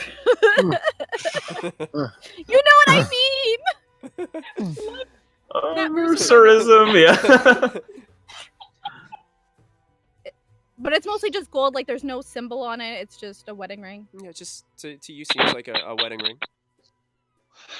That's sad. Okay, I'll take it then. I have a better idea then. Okay. I'll take it. So Callista slowly slips the wedding ring off of Lady Nandar's hand and puts it in. I like the way you operate. I'm not keeping it. Oh. Just keep your mouth shut about it for now. Okay, I will. Let's continue looking for any other sigils. You looking through, even with as you're investigating, you do a really good job of looking, both of you. You do not see any other symbols, especially downstairs. When you head upstairs to investigate, is that somebody's microphone clipping? Do we got somebody clipping? You can check your mics. I don't see anyone lighting up in Discord at the moment, but I don't hear it at the moment either. I had a little crackle going on. I didn't know to make sure everybody's connections were good. Awesome. So you guys get to the upstairs, and you notice that once you get upstairs, there's an L-shaped hall that's decorated with these rich carpets, gilded sconces, and framed paintings of places depicting very special places in Waterdeep to this family. There's a door to the north end of the hall that leads up to a stone balcony. It overlooks the entrance of the keep, but doesn't really have anything else there. It just kind of overlooks the town of Nightstone. Okay. There are other doors that lead to bed chambers. One is a master bedroom, and you can see that this room is only one of the 3 bed chambers to survive the actual attack. The boulders haven't gone through this bedroom. There's tapestries and oil lamps that are mounted on the walls, and wolfskin rugs covering the wooden floor. The room's centerpiece is a large bed. Its ornate headboard sculpted with images of roses and foxes. Looks like a very expensive bed. 4 wardrobes stand against the walls. And as you guys are looking, you can, as Lachlan cannot contain himself, I'm sure he would be going through some of those drawers because that's what Lachlan Kind of does. peeking just a little, just peeking, So just seeing what's there. Lachlan's peeking in, and you notice, Lachlan, that these wardrobes are stocked full of each season's worth of women's clothing. So there What is is Fashionable one here. there is a wardrobe for each season of the year in this master bedroom. And all of them are the latest fashions of Waterdeep. So these are very expensive clothes. She was doing really well here. And, She was. And Lachlan, you also notice, is because you noticed, well, actually, Callista would notice this first. There is a wooden chest that sits at the foot of the bed. Doesn't appear to be locked or have a lock on the outside of it. Does appear to be trapped. From your investigation, you can tell it's probably just a storage box. It doesn't appear to be trapped. Yeah, I'll just look inside. You also do notice before you look inside, there is a mounted above the inside of the door. There's this long sword that's attached by these little clips. It looks like a pretty elegant weapon, but more so for decorative purposes than for actual use. So as you go over to the wooden chest, you said you wanted to open and take a look in, Callista? Yeah, just looking. Yeah. Okay. As you open the chest, all of a sudden you hear the scrape of metal. And as Lachlan, you look kind of over your shoulder, you notice that the sword that was above the door has now started to hover in the air and is flying towards both of you. I shut the chest. Callista touched the chest, but the sword is still coming after too both of late. you. So what I'd like you guys both to no. do is I need you to roll initiative. Okay. Let me put a turn order and make sure you click on your token, even though we're not using Yeah, the so map. that it actually. We're gonna do this theater of the mind style since the rest of the party Okay. is not there. Mhm. Okay. And I'm gonna go ahead and roll initiative for the flying sword.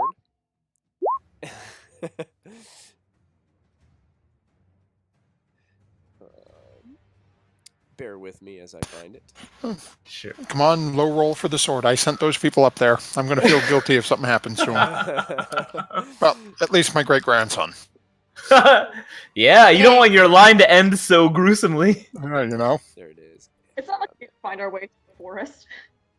You know. If need be, we find new help. Fair enough. But she's the giver of arrows. I don't know that. Yeah. She is the secret giver of arrows. She did not want us to know. Oh my No, I God. didn't Why want is there other writing? people to know. Uh-oh. I accidentally selected I right think you did, bro. That horse is killing it. That horse gets to do whatever it wants. That is awesome. We're gonna change that to flying sword. And we're gonna get rid of the riding horse because you guys would get mauled by that riding horse. Oh. Yeah, I think it'd mess my day Suddenly up. a riding horse just pops out of the wardrobe. Whoa, surprise!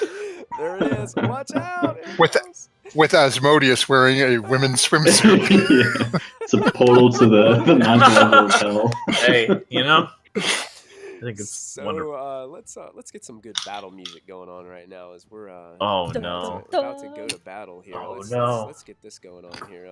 Let's try. Thank God this. I didn't go by myself. Some good battle music pumping in the speakers. Sorry if that's a little loud, everybody. I'm trying to adjust the volume. Cool. So this Get psyched! This flying sword swoops down and heads right towards Lachlan and takes a swing at the little gnome as he flies down off of the... Let's see how he does. 15 barely hits. 15 barely hits. So I'm going to go ahead and roll. And it does 6 points of damage to you, Lachlan, as it puts a gash in your armor, and some blood starts to drip down as this hovering sword is sporadically swinging left and right in front of you. That's a pretty dangerous chest. Lachlan, it's your turn. What would you like to do?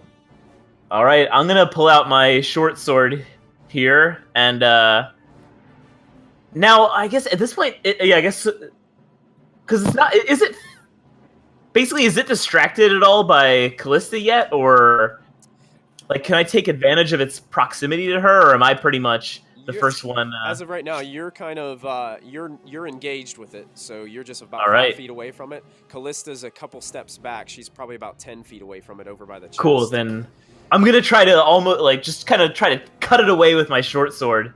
Okay.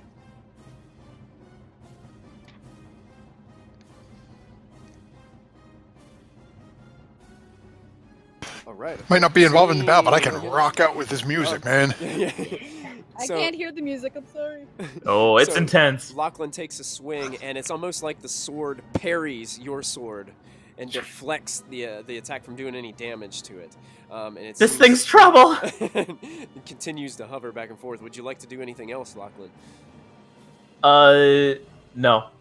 Okay, so we are going to then go to Callista. Callista, you can see that this sword is taking a chunk out of your friend Lachlan in front of you. You still have a little bit of space. You're about 10 feet away from where they're engaged. Okay, I'm gonna do a thorn whip on it. Okay. Oh, that's a roll. Wow. So all of a sudden, this thorn whip comes flying out from underneath Callista's feet and wraps around the sword, pulling it closer, dealing some nasty piercing damage to... Oh, I do that? Ooh. Oh. Not bad. Wow. Nicely done.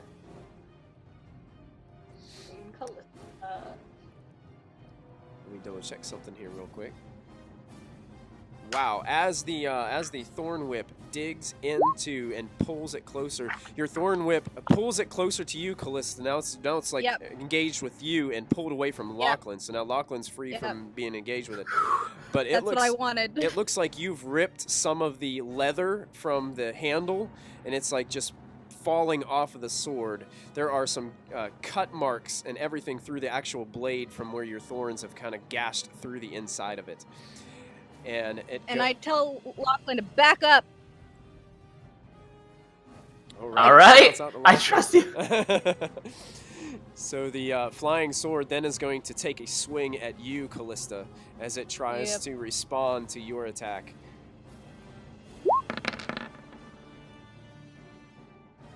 And rolls a 9. That doesn't hit. Okay, Callista, you're able to dodge out of the way as this sword kind of swings by, narrowly missing your cloak. And it continues to hover in front of you. Lachlan, what would you like to do? I'm gonna take Callista's advice and back up a little bit, so that I'm just a little further away from it. And then I want to pull out my my bow and try to take aim at this thing without hitting Callista. Okay. Yeah, you're able to do that. Alrighty. And that will that will hit. All right. So, my friend, how do you want to do this? Yeah! I want to watch this thing dancing in the air, like sort of tangled in her thorn whip, finding the perfect opportunity to where I'm seeing where the leather got torn away from the hilt, and I just want to find exactly where like the blade meets, and like rear back and hit my arrow like directly at that point, at the most sensitive spot on this thing. And as you do that, you see that the blade and the hilt separate from each other, and just fall motionless down to the floor with a clang as they bounce off the wooden floor. And you guys are out of encounter. I will do a healing word because I feel bad for doing that.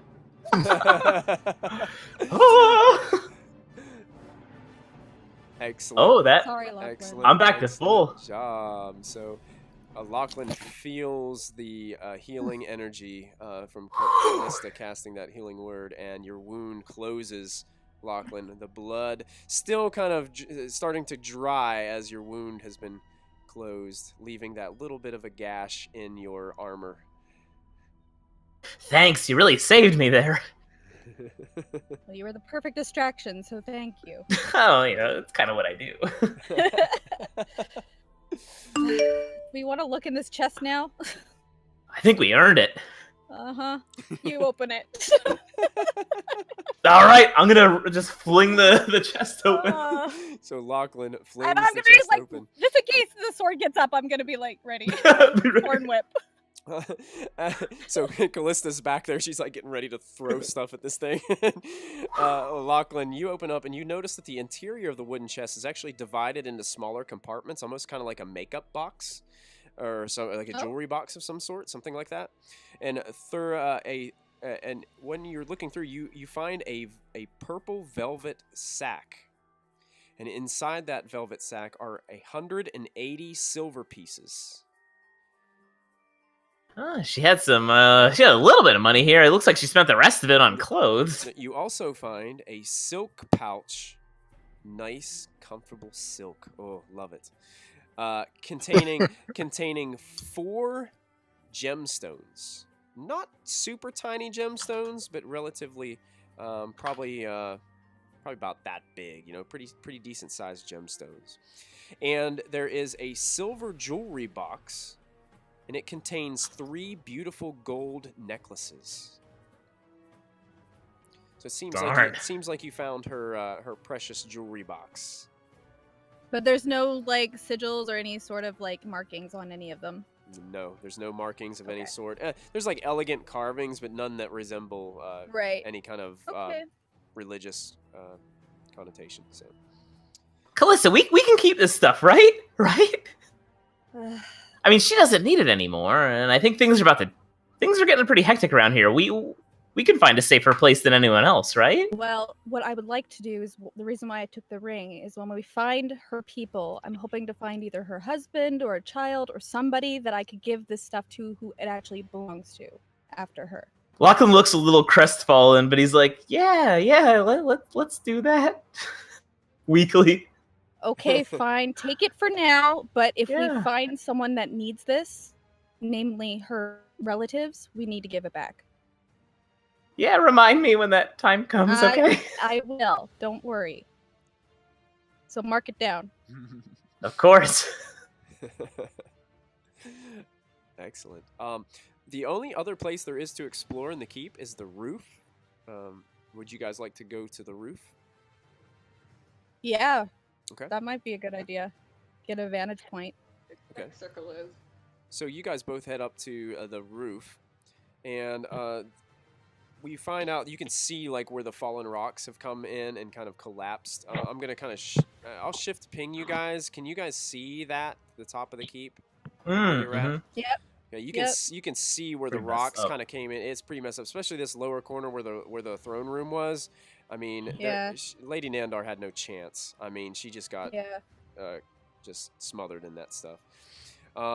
You notice that there is a flag that waves on a flagpole. It's in the gentle breeze, about 30 foot high on a wooden flagpole that rises from the northeast corner. And the flag depicts a stylized head of a golden fox with a rose clenched in its teeth on a purple background. So that's the flag that they have hanging at the top of the keep. Go ahead, Lachlan and Callista. Go ahead and make perception checks for me as you're up here in the keep.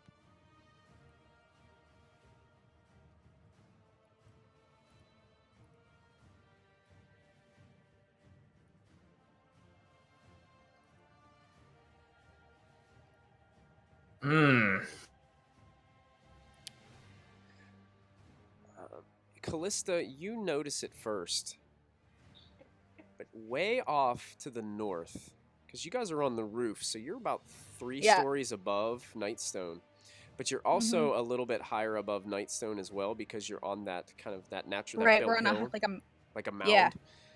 Yeah. To the north, kind of coming from the direction of the Deep Forest, is something that you would know. There seem to be figures moving towards Nightstone in a hustle.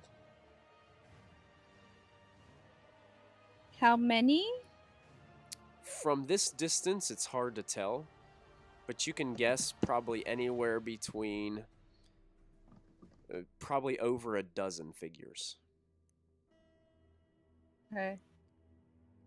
And they seem to be moving that way with a lot of haste. Do you see anything?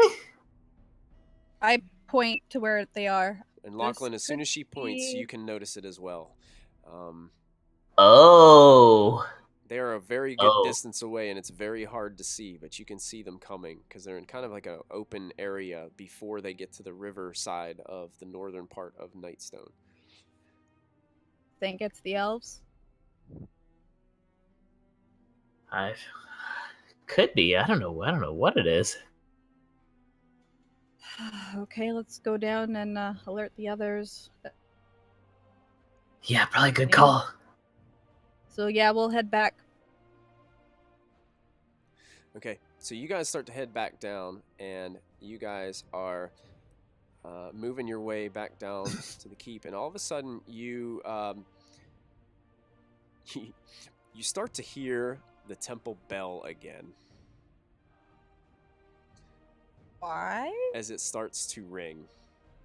And you notice that many of the guys who had come in on the horseback are starting to frantically move around as if they're trying to find ways to get into position as the bell starts to ring.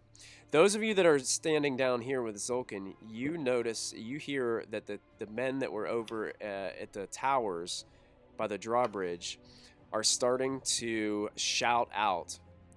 And you can barely hear them from a distance, but you can start to hear the bell ring. And in between the bell ring, you hear, "Orcs! Oh. We've got orcs coming!" Oh, not elves. Guess we know what that is now, huh? Long. Oh boy. Okay. I will go with handsome Xolkin guy. I'm here to protect you. You protect me. Ooh. I'm a very skillful woman. He kind of nods to you and smiles a little bit and says, "We shall see." Malfin looks at the guards and at the couple from the Zhentarim.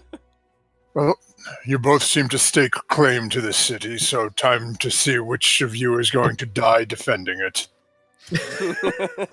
Cold, I like it.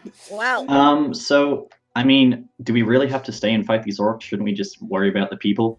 If they want the city, they keep the city. Can we go? Can we just leave? And Xolkin looks at you and he says, "I am not letting that drawbridge down to let you out." Yeah, I now. didn't think so. Moby, do you really think it's a good idea to go walking out the front door into a pillaging group of, well, he claims they're orcs, but I can't see from here yet. Absolutely. Yeah. Anywhere but here. I mean, there's people that could be dying elsewhere, being cooked up for dinner. And we're going to help and stay and defend this place that, I know, they look like they got it under control. That's all I'm saying. They're home. You don't want You have a valid... you have a valid point. If we save them and then bring them back here, if we don't deal with the orcs will just eat them then. Yeah. But we don't go now, they're going to be eaten anyway. I mean, Gum knows all about that. If we go.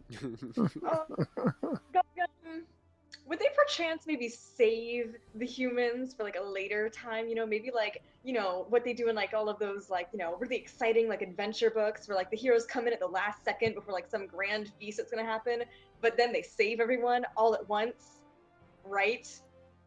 Gum looks at you very confused, and she looks at you and says, Gum should have left a while ago. Oh. I'm with Gum Gum here. We should have gone. We should have gone a while ago too. Gum Gum, are you going to eat them now or later? Is my question. Are you perchance seeing the humans for like maybe a bigger? Depends on how depends on how hungry Hark is. The Hark, okay. Hark gets hungry, he eat human. Yeah. Time is definitely yeah.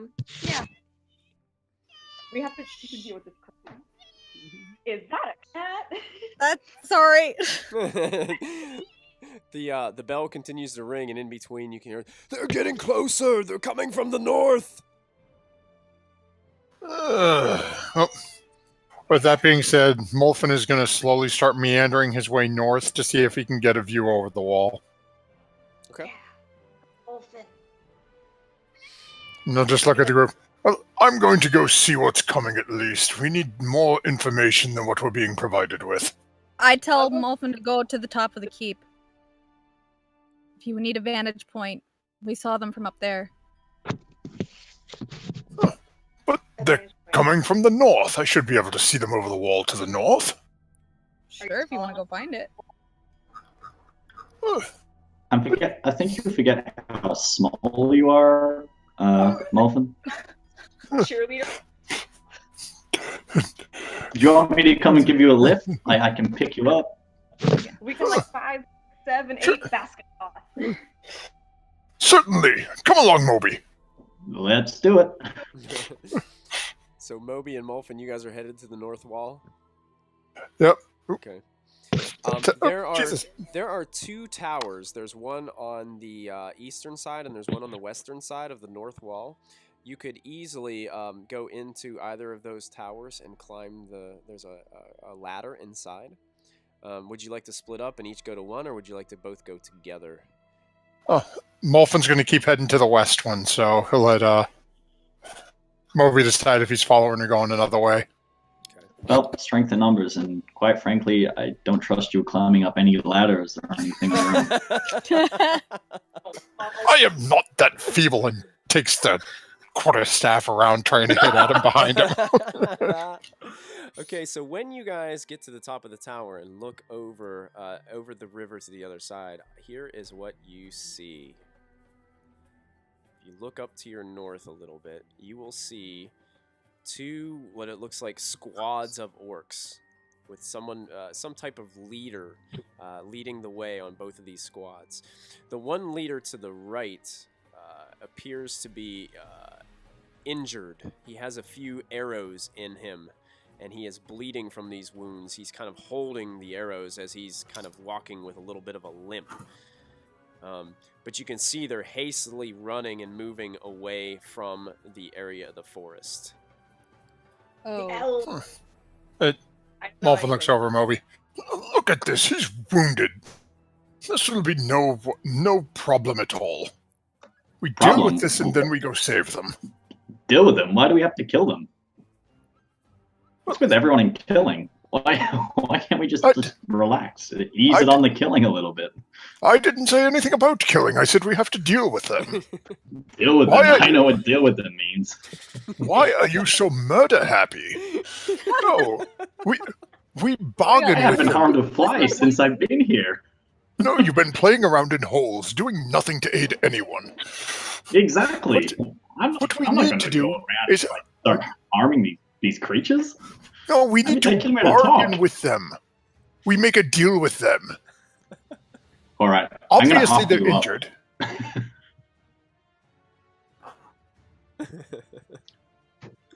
I'm sorry, you're going Go to on. what? I'm gonna off you up. You want to bargain with them? Let's bargain with them. I'll exchange you. You guys, as you guys are talking, you can see that this one squad to the left is kind of making their way over towards the area where the drawbridge gate entry is. While this is happening, can I pull one of the original guards from the keep, like the main guy, the leader guy aside? Yeah, sure. It's like, yeah, yes, ma'am. Do you know who Lady Nandar's next of kin was? Whether her husband, family, nieces, nephews. Her husband died a year ago when the elves attacked Nightstone. Right. He was What he about was on the roof and an arrow struck him. what about his family or extended family? Anyone that was in the city when the Titans attacked? The Giants attacked? He kind of just is kind of like he's like looking up, like he's really trying to think hard, but he starts to slowly shake his head. No, I didn't hear anything of that. All I knew, all I knew was of her husband. So she was ruling this place alone. She had no family. She was, and I think that's why she sent for you guys, for your help. Okay, thank you. And I kind of like look to see what everybody else, like the rest of the Zhentarim guys, are doing. Okay. They seem to be just the Zhentarim guys seem to be headed towards different towers along the wall, and seem to position themselves kind of like in a defensive position of the town. They don't seem to be taking any kind of aggressive action right now, but you can tell that they're all getting like crossbows and bows and things ready, and just kind of getting themselves ready. Gum Gum's kind of freakishly panicking and kind of like running around in circles around Diana and pulling some of her hair, her stringy hair out. Oh no! She's thinking, Gum Gum should have went home. Gum Gum should have went home. Okay. We'll get you home, I promise. Look what you did. You got me in this mess. I grab her by the throat and I'm like, Gum Gum, I will make sure that you get out of this and that you go return to your family. Okay? Gum You're Gum. gonna live. Gum Gum miss family. Gum Gum, we'll protect you, okay? Well. Stupid Hark sending me on this mission. Stupid Hark. You should really just betray him, honestly. Like, Oh my god. You think Gum Gum could lead the goblins? Oh, for sure. Yes, Gum Gum. I think you would be an amazing goblin queen. Oh my god. Goblin queen. Goblin queen. Make a persuasion check, Diana. With advantage, because Callista's helping you. That natural 20. Oh, you gonna use the natural 20? Oh yeah! Yeah, you have the auto 20. Right. So she rolled. What is your persuasion bonus? Do you have 1. that? It's 1. So you get a 21 on this persuasion check. Gum Gum looks at you just with these wide eyes, and she's like, "Queen Gum Gum." Queen Gum Gum. Gum Gum. I kind of discreetly pat Diana on her shoulder, like, "Good job." So Gum Gum is like glowing right now and stopped running around in a panic, and all of a sudden she reaches down and pulls out a scimitar that you guys had no idea that she had from when she collected her weapons without you guys knowing with her sleight of hand check from last week. She pulls it up and she holds it up high and she's like, "Queen Gum Gum." And she's like, and she starts heading towards like where the drawbridge is. Like she just starts slowly like walking towards like where the drawbridge is. Keep an eye on her. Make sure she doesn't let it go yet. Tell her, wait, not queen yet. One step at a time, Queen Gum Gum. She kind of looks back at you and gives you this look like, "Why are you holding me back? You just Queen Gum Gum." Queen Gum Gum, listen, you have to understand something. Number 1, if you want to be queen, you can't die. Number 2, you have to come with us. We will help you become queen. We will take out the narc guy and we will help you become queen. But you have to promise us that you will free the villagers that are captured there. Gum Gum starts to ponder. Gum Gum free most villagers?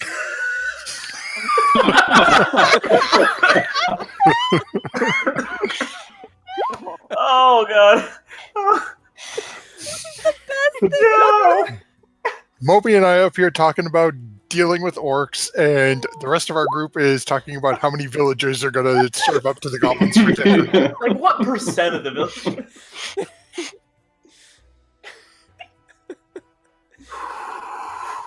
Surviving villagers. I Surviving. will show you the magic of vegetables, okay? You will learn that word. You will not eat people. Oh, Could feed him some of those orcs. Gum love eat people. Gum Gum is gonna gob- learn about vegetables. All goblins love eat people. Goblin's gonna become vegetarian. Okay. You, No people. Gum wonder about you. Girl that doesn't eat humans. Oh my god, a goblin just called you a dumbass.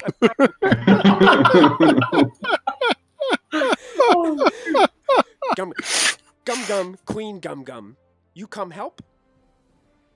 We'll help you Yes, after this. after this. And you have to release all of the people. And you have to stay alive. All Listen. people You can eat all the orcs you want. eat Yes. orc nasty. Yeah, nah. Can't argue. Yeah. We'll find an alternative to the people. Like Elves. Oh my god, no. Worth a try. It would solve all their problems. It would solve all their problems.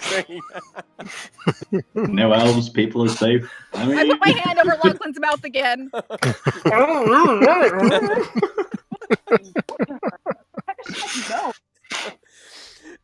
hey, I'm with that. Neither am I. Gum kind Well, of because waves to all of you. Come, let's beat I orcs. You're Okay. let go by my niece. She's my niece, everyone. I'm liking this. Niece Queen Gum. Yes! Holds her scimitar up super high. You can see like the glistening sunlight like hitting the scimitar and casting this nice reflection of light all throughout.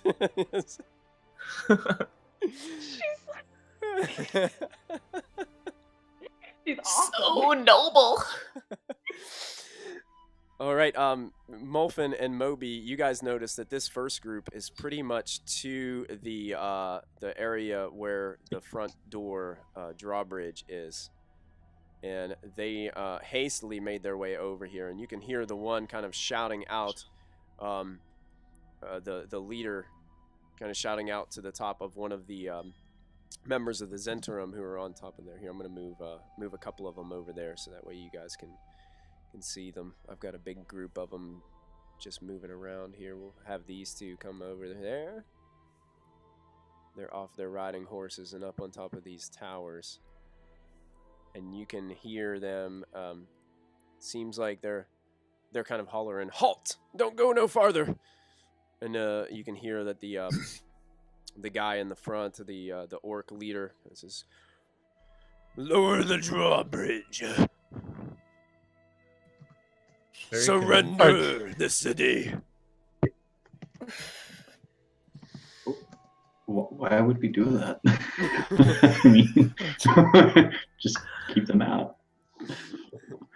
They'll get bored and go away eventually. And Chief. if we listen to that, then you won't have we'll be sitting here for days waiting, and those people you want to save will be dead. I ain't killing no orcs. I ain't killing no one. Honey, you're gonna kill some people. Boy, you need to wake up. Wait, hang on. Are we in the tower at the moment? We're up at the top of the tower we went over to see, right? I love this. Okay. Kloppity in the chat says, "Eating an elf is like eating a chicken foot." It's not that bad. You gotta agree with that. Vera Dane says, "Orc ain't bad." Orc ain't that bad. That's good. I think once you get through the rough exterior, it might be okay underneath. I'm not sure. Are we up at the top of this this tower that where we are? Yes, you're at the top of that tower. Mm-hmm. And what Alright, can we what- see from there? Is there anybody within any sort of range to us who might be able to hear us at this point? Or Oh yeah, you can actually see what looks like the injured orc leader of the second band. he's obviously moving a lot slower than the first group. This group seems like they're kind of just there to kind of protect him. But he does have some arrows sticking out of him and a lot of dark blood kind of pouring out from those wounds. And he's with... So just because of where we are, I can't really see much, but they're over here where I'm pinging. If I move these up here, can you see any better? No, it puts us in a little tiny room. Okay, how about there? Does that help? Yeah, that's good. That's good. So can you see them over there? Oh, hey, okay, yep, now I can see. So yeah, you can see them. They're not that far away from you, actually. All right, hang on, Molfin. Something crazy.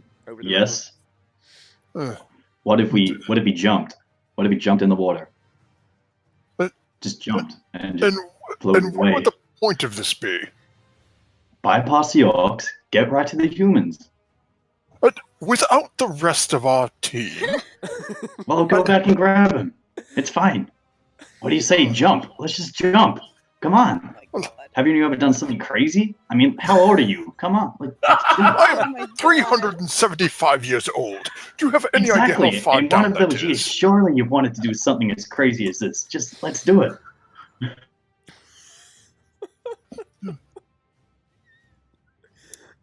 Oh, shoot. If you were not my blood, I would throw you off this.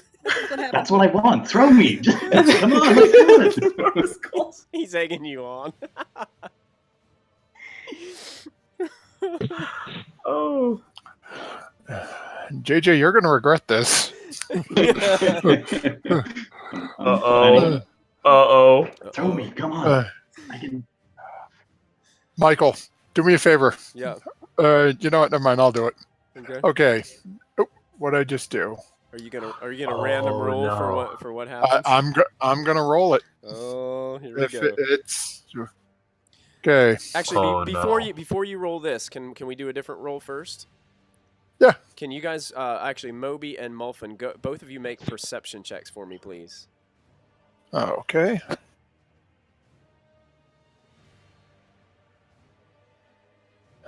Come on. Perception, where are you? There we are. Life is all about risks, and this is one we have to take. Oh. Wow, nice. Actually, as you can see, as these orcs got closer to your position and walking around, you guys notice that around their necks, they wear necklaces that look like they're made. And elf ears dangle from their necklaces.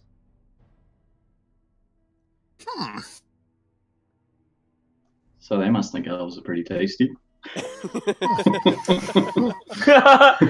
Topical. They taste like chicken feet. Could be like a good luck charm. Well,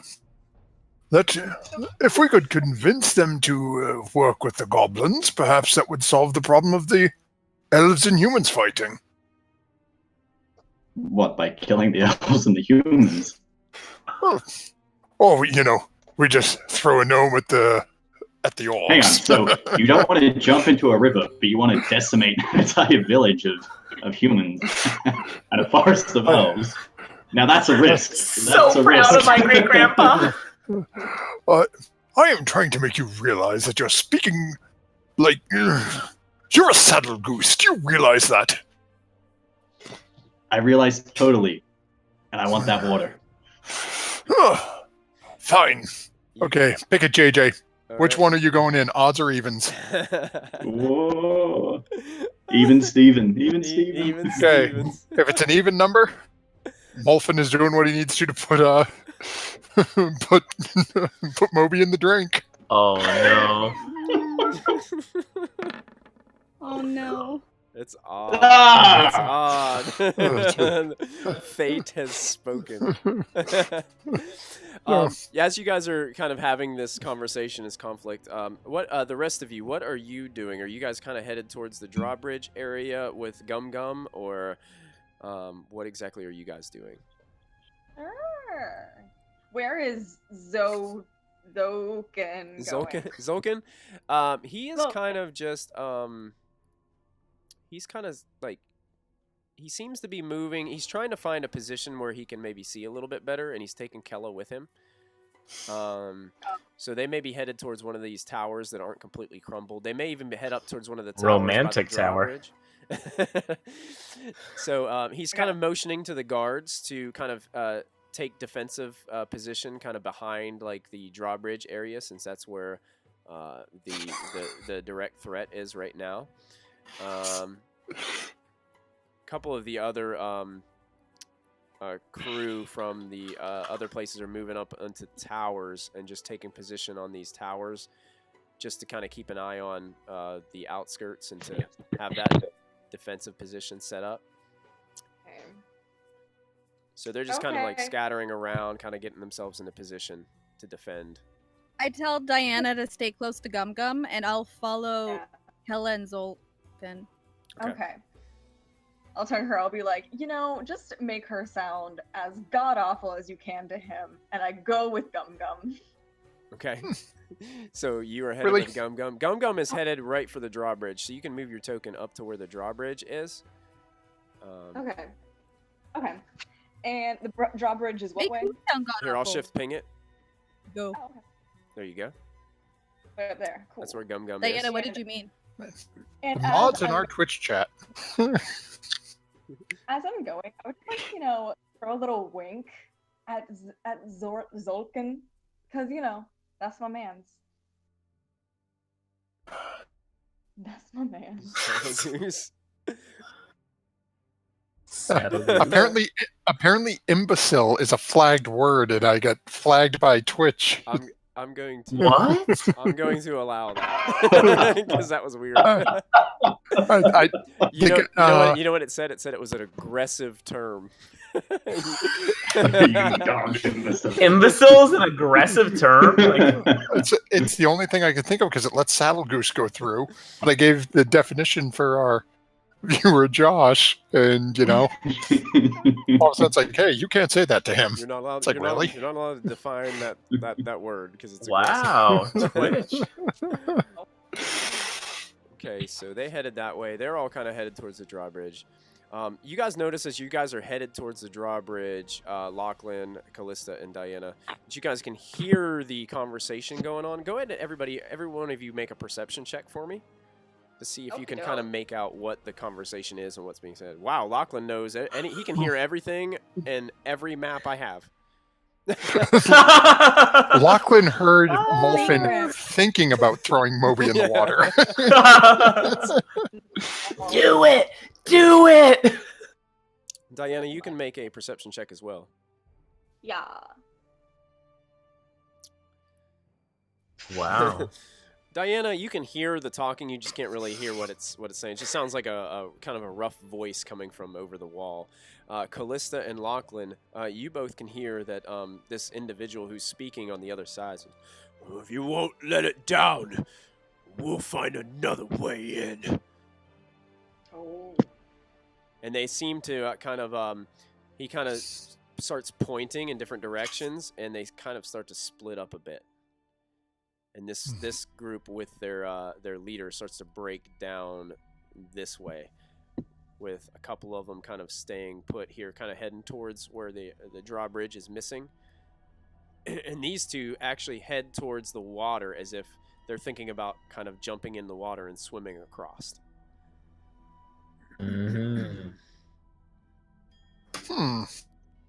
Actually. Should have thrown Moby in. Sneak attack him. Yeah. And this is something that we can see from up in our point too, right? You can see a bit of it. It was hard for you to be able to hear the conversation taking place, but you can see that they're breaking apart. This group is still kind of continuing to slowly move towards that front gate area.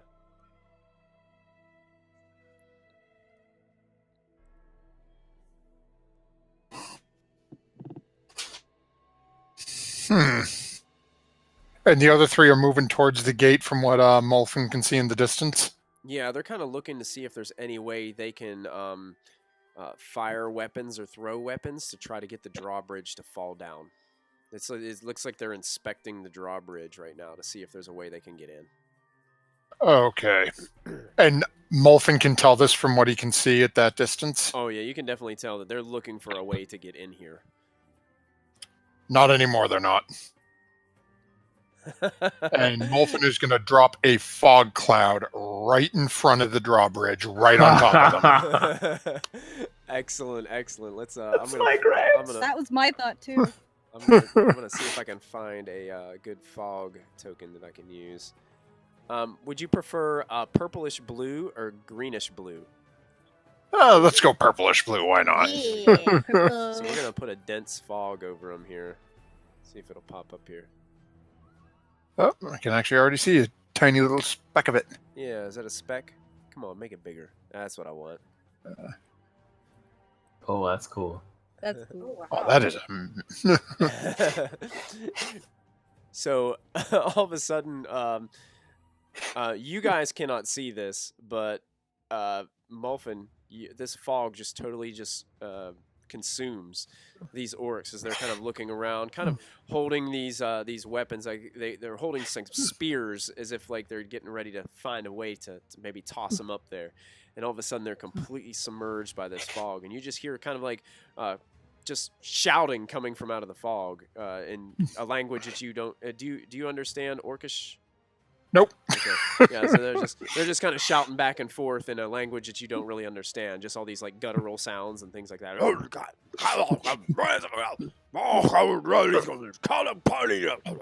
And that's all you can really tell from that. And then these two orcs that are kind of getting ready to jump in the water be like, they just start like shouting back towards them and things like that. One of them actually starts to like run over towards the fog cloud a little bit. And this one decides that it's time, and he jumps into the river with a splash, and starts swimming across. Can I use guiding bolt twice? Use guiding bolt twice. It's a level 1 spell, right? Yeah, I think. I believe you have enough spell slots to cast it again. Yeah. Can I hit the guess guy in the water and electrocute him? Well, right now you're standing below. Like you can't see him. You'd have to go up on one of the towers to be able to do that. So I don't know that it's happening. I have to stay by Gum Gum. Someone's gotta. Yeah. Okay. I will do that. Okay. Moby, are you doing anything in particular at this point? Yeah, swan diving into the river. Awesome. Moby, Moby, as Molfin is focusing on casting his spell of fog cloud on these orcs, he's casting and saying his incantations, what he needs to do to spark the fog cloud. All of a sudden, you just hear a splash, Molfin. And you just... As I'm turning to say, well, at least now they can't see. Moby? Moby, where did you go? Confound you! That's awesome. That's awesome. So now Moby is in the river. And My God. What are you doing down there, you damned fool? I look up and I give him a thumbs up. Awesome. Moby starts swimming. Callista, what would you like to do at this point? Hearing all I this? wanted to pull aside Xolkin. Okay. So you grab him and you kind of pull him over towards you. Just so you know, your girlfriend seems to be hiding something because she definitely wasn't here when they attacked. Just thought I'd share that. She wasn't here? No. And she admitted as such, so keep that in mind. Yeah. He kind of he kind of smirks a little bit. He's like, I shall. I'll keep my What do you eyes on say? her." You cut out. Oh, he says, I shall, but I'll keep my eyes on her. I always have my eyes on her. I know. Okay. And I walk away. Okay, Callista walks away. Diana and Gum Gum, Gum Gum's kind of standing there, like almost like super pumped up, like waiting for them to drop the drawbridge. And she's just chanting over and over again. She's like, Queen Gum Gum, Queen Gum Gum, Queen Gum Gum, Queen Gum Gum. She starts pulling some of her hair out. And Queen Gum Gum, holding her scimitar, getting ready to like slash at something. Oh no! You've created a monster. Oh man. Yeah, I'll just encourage this, I guess. Well, how would you like to encourage Gum Gum, Diana? I'll just be like, yes, go you. Go you. Go you. She starts grabbing your cloak, and she starts kind of like pulling on it with her bob. Queen Gum Gum, Queen. You say. Queen Gum Gum, Queen Gum Gum, Queen. Yeah, Queen Gum Gum. That's it, Queen Gum. Oh, she's so adorable. The other guys, the most like desperate expression of just help me. Xolkin looks over at Callista, and he's like, kind of whispers, "What's wrong with her niece?" I don't like to talk about it. What isn't wrong? There's something going on there, and I'm not sure exactly. I don't want to bring it up because I don't want to hurt anybody's feelings or anything, but there's something going on there. Yes. Oh, best use of a portent We all ever. have our secrets, and I kind of lower my hood a little bit more. I see that you have many.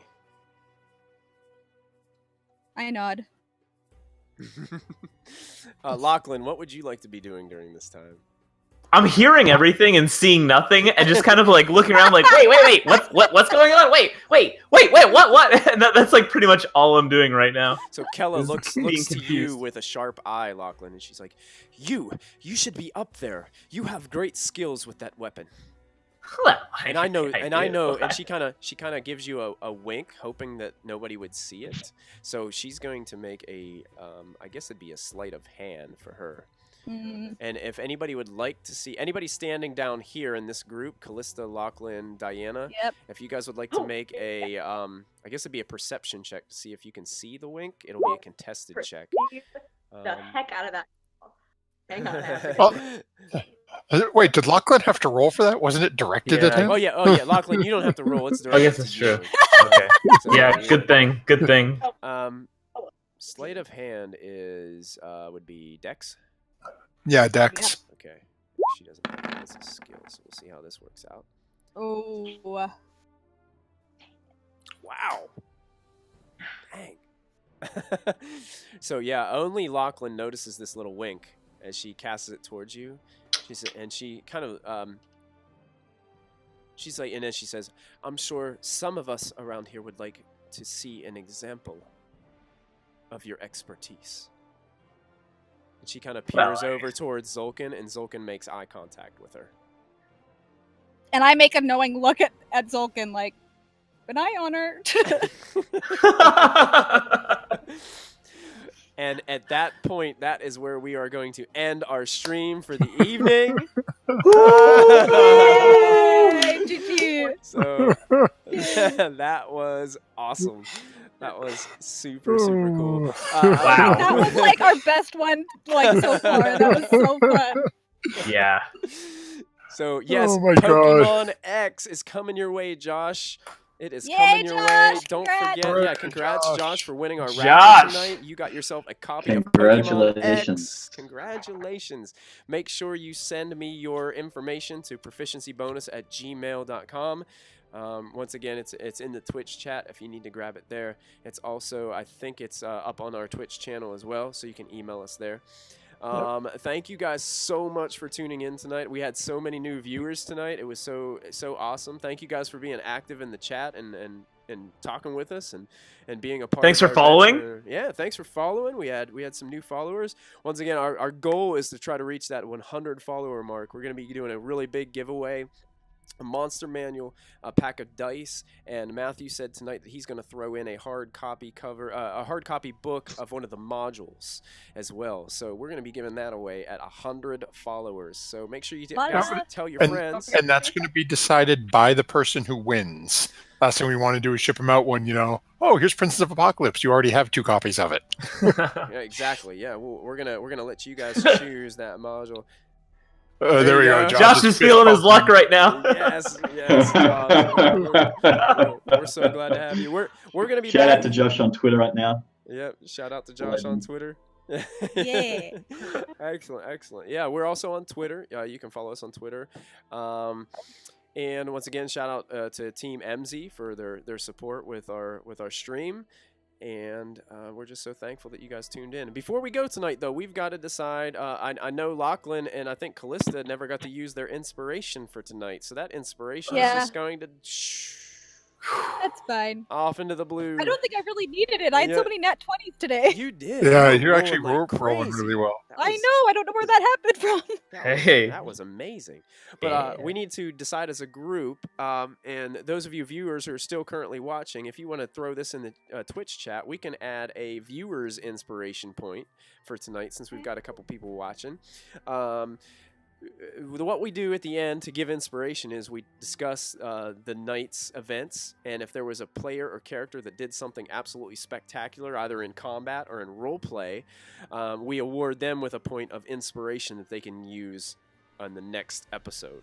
So if you guys have any thoughts or opinions on Twitch chat, go ahead and type those in. Players, what do you guys think? Anything that stood out tonight that you would like to Queen award? Gum.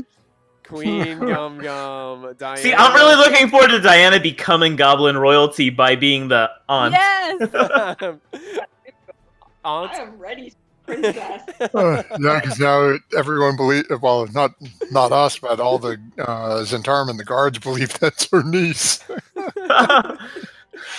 Oh, the mysterious powers of Molfin. That is amazing. That is amazing. Yeah, this is... Queen Gum Gum turned out to be pretty cool. That was awesome. I have a feeling that with Moby jumping into the water at the end of this episode, that he's going to have his moment the next episode. I just have this really big feeling that that's going to happen. I wish we could have held up cards when he dived. Like, oh, that was a 9.5. Yes. That's good. I was sort of hoping I rolled even because I would have had Mage Hand to just sort of chuck him off the side. Yes! But yeah, give him that push. So here's what we'll do. Since it seems to be Queen Gum Gum seems to be the big one. Diana, what we're gonna do is we're gonna go ahead and award you with a point of DM's inspiration that you can use next time. Okay, so you will have that for Diana to use during our next episode. Episode 5 will be next week. So those of you tuning in next Friday at 8 p.m. Eastern time, we'll be back on our channel with a new... I won't be here. Oh, we're going to be missing Christy next Yeah, week. I'm going to be down in Seattle for PAX West, so I won't be here, so have fun. Oh, you get to go to PAX. Awesome. I'll watch if I can. Okay, awesome. Hey, there you go. I have internet in the PAX, but probably not. So we'll be missing Callista next week, but that will be okay. We'll have Callista kind of travel around and do her thing. We'll try to role play as... We want to leave it to you, so we'll do it as little as we can. But if we need to throw in there every once in a while, we can. That's fine. So, yeah, you're me. That's fine. Well, basically, she's Diana's wing woman at this point. Yep. Sowing mistrust between Half Elf and Keller. So, so I Hellman Team Tell next week. Yeah. And I want to thank you guys for joining us for our special Pokemon theme stream tonight. Once again, we gave away Pokemon X for 3DS. We're going to try to have more giveaways. We're going to announce those later on this week once we decide exactly what we're going to give away. We're going to give something away next week, too, I think. We're going to find something to give away. What we need is a theme for next week. Oh, so yeah. What's the theme? Float them around. So why don't we do this? Anyone in the chat? Because we're about at 11:08 right now, and I want the stream to kind of close down here in a minute. But why don't we kind of discuss on Discord maybe possibly what our theme will be for next week? And I'm going to try to have it done maybe by the end of the weekend so we can start to advertise it for next week. Okay? That sound good to great. everybody? It's down. Sounds Yeah. good. Awesome, awesome. Well, thank you guys once again for tuning in. We will be back next Friday, right here at the Proficiency Bonus Twitch channel for Storm King's Thunder, Episode 5. Thank you guys for joining us. Don't forget to hit that follow button. We're trying to get to 100, so tell all your friends to join us. This episode will be posted onto YouTube sometime soon. If not tonight, probably sometime this weekend. So if you want to go back and get a recap and catch it again, you'll be able to see it on our YouTube channel. So do you guys have anything to say to our viewers before we call it a night? Thank you. Josh, you're a Thank bloody you. rude See you tonight. next week. Come see us next week. It's gonna be Bye, fun. guys. I'll miss you. We'll miss you too. Everybody have a good night, and we will see you next time. Have a good night. Catch y'all. Bye. Okay, love you. Bye. Huh. Love you.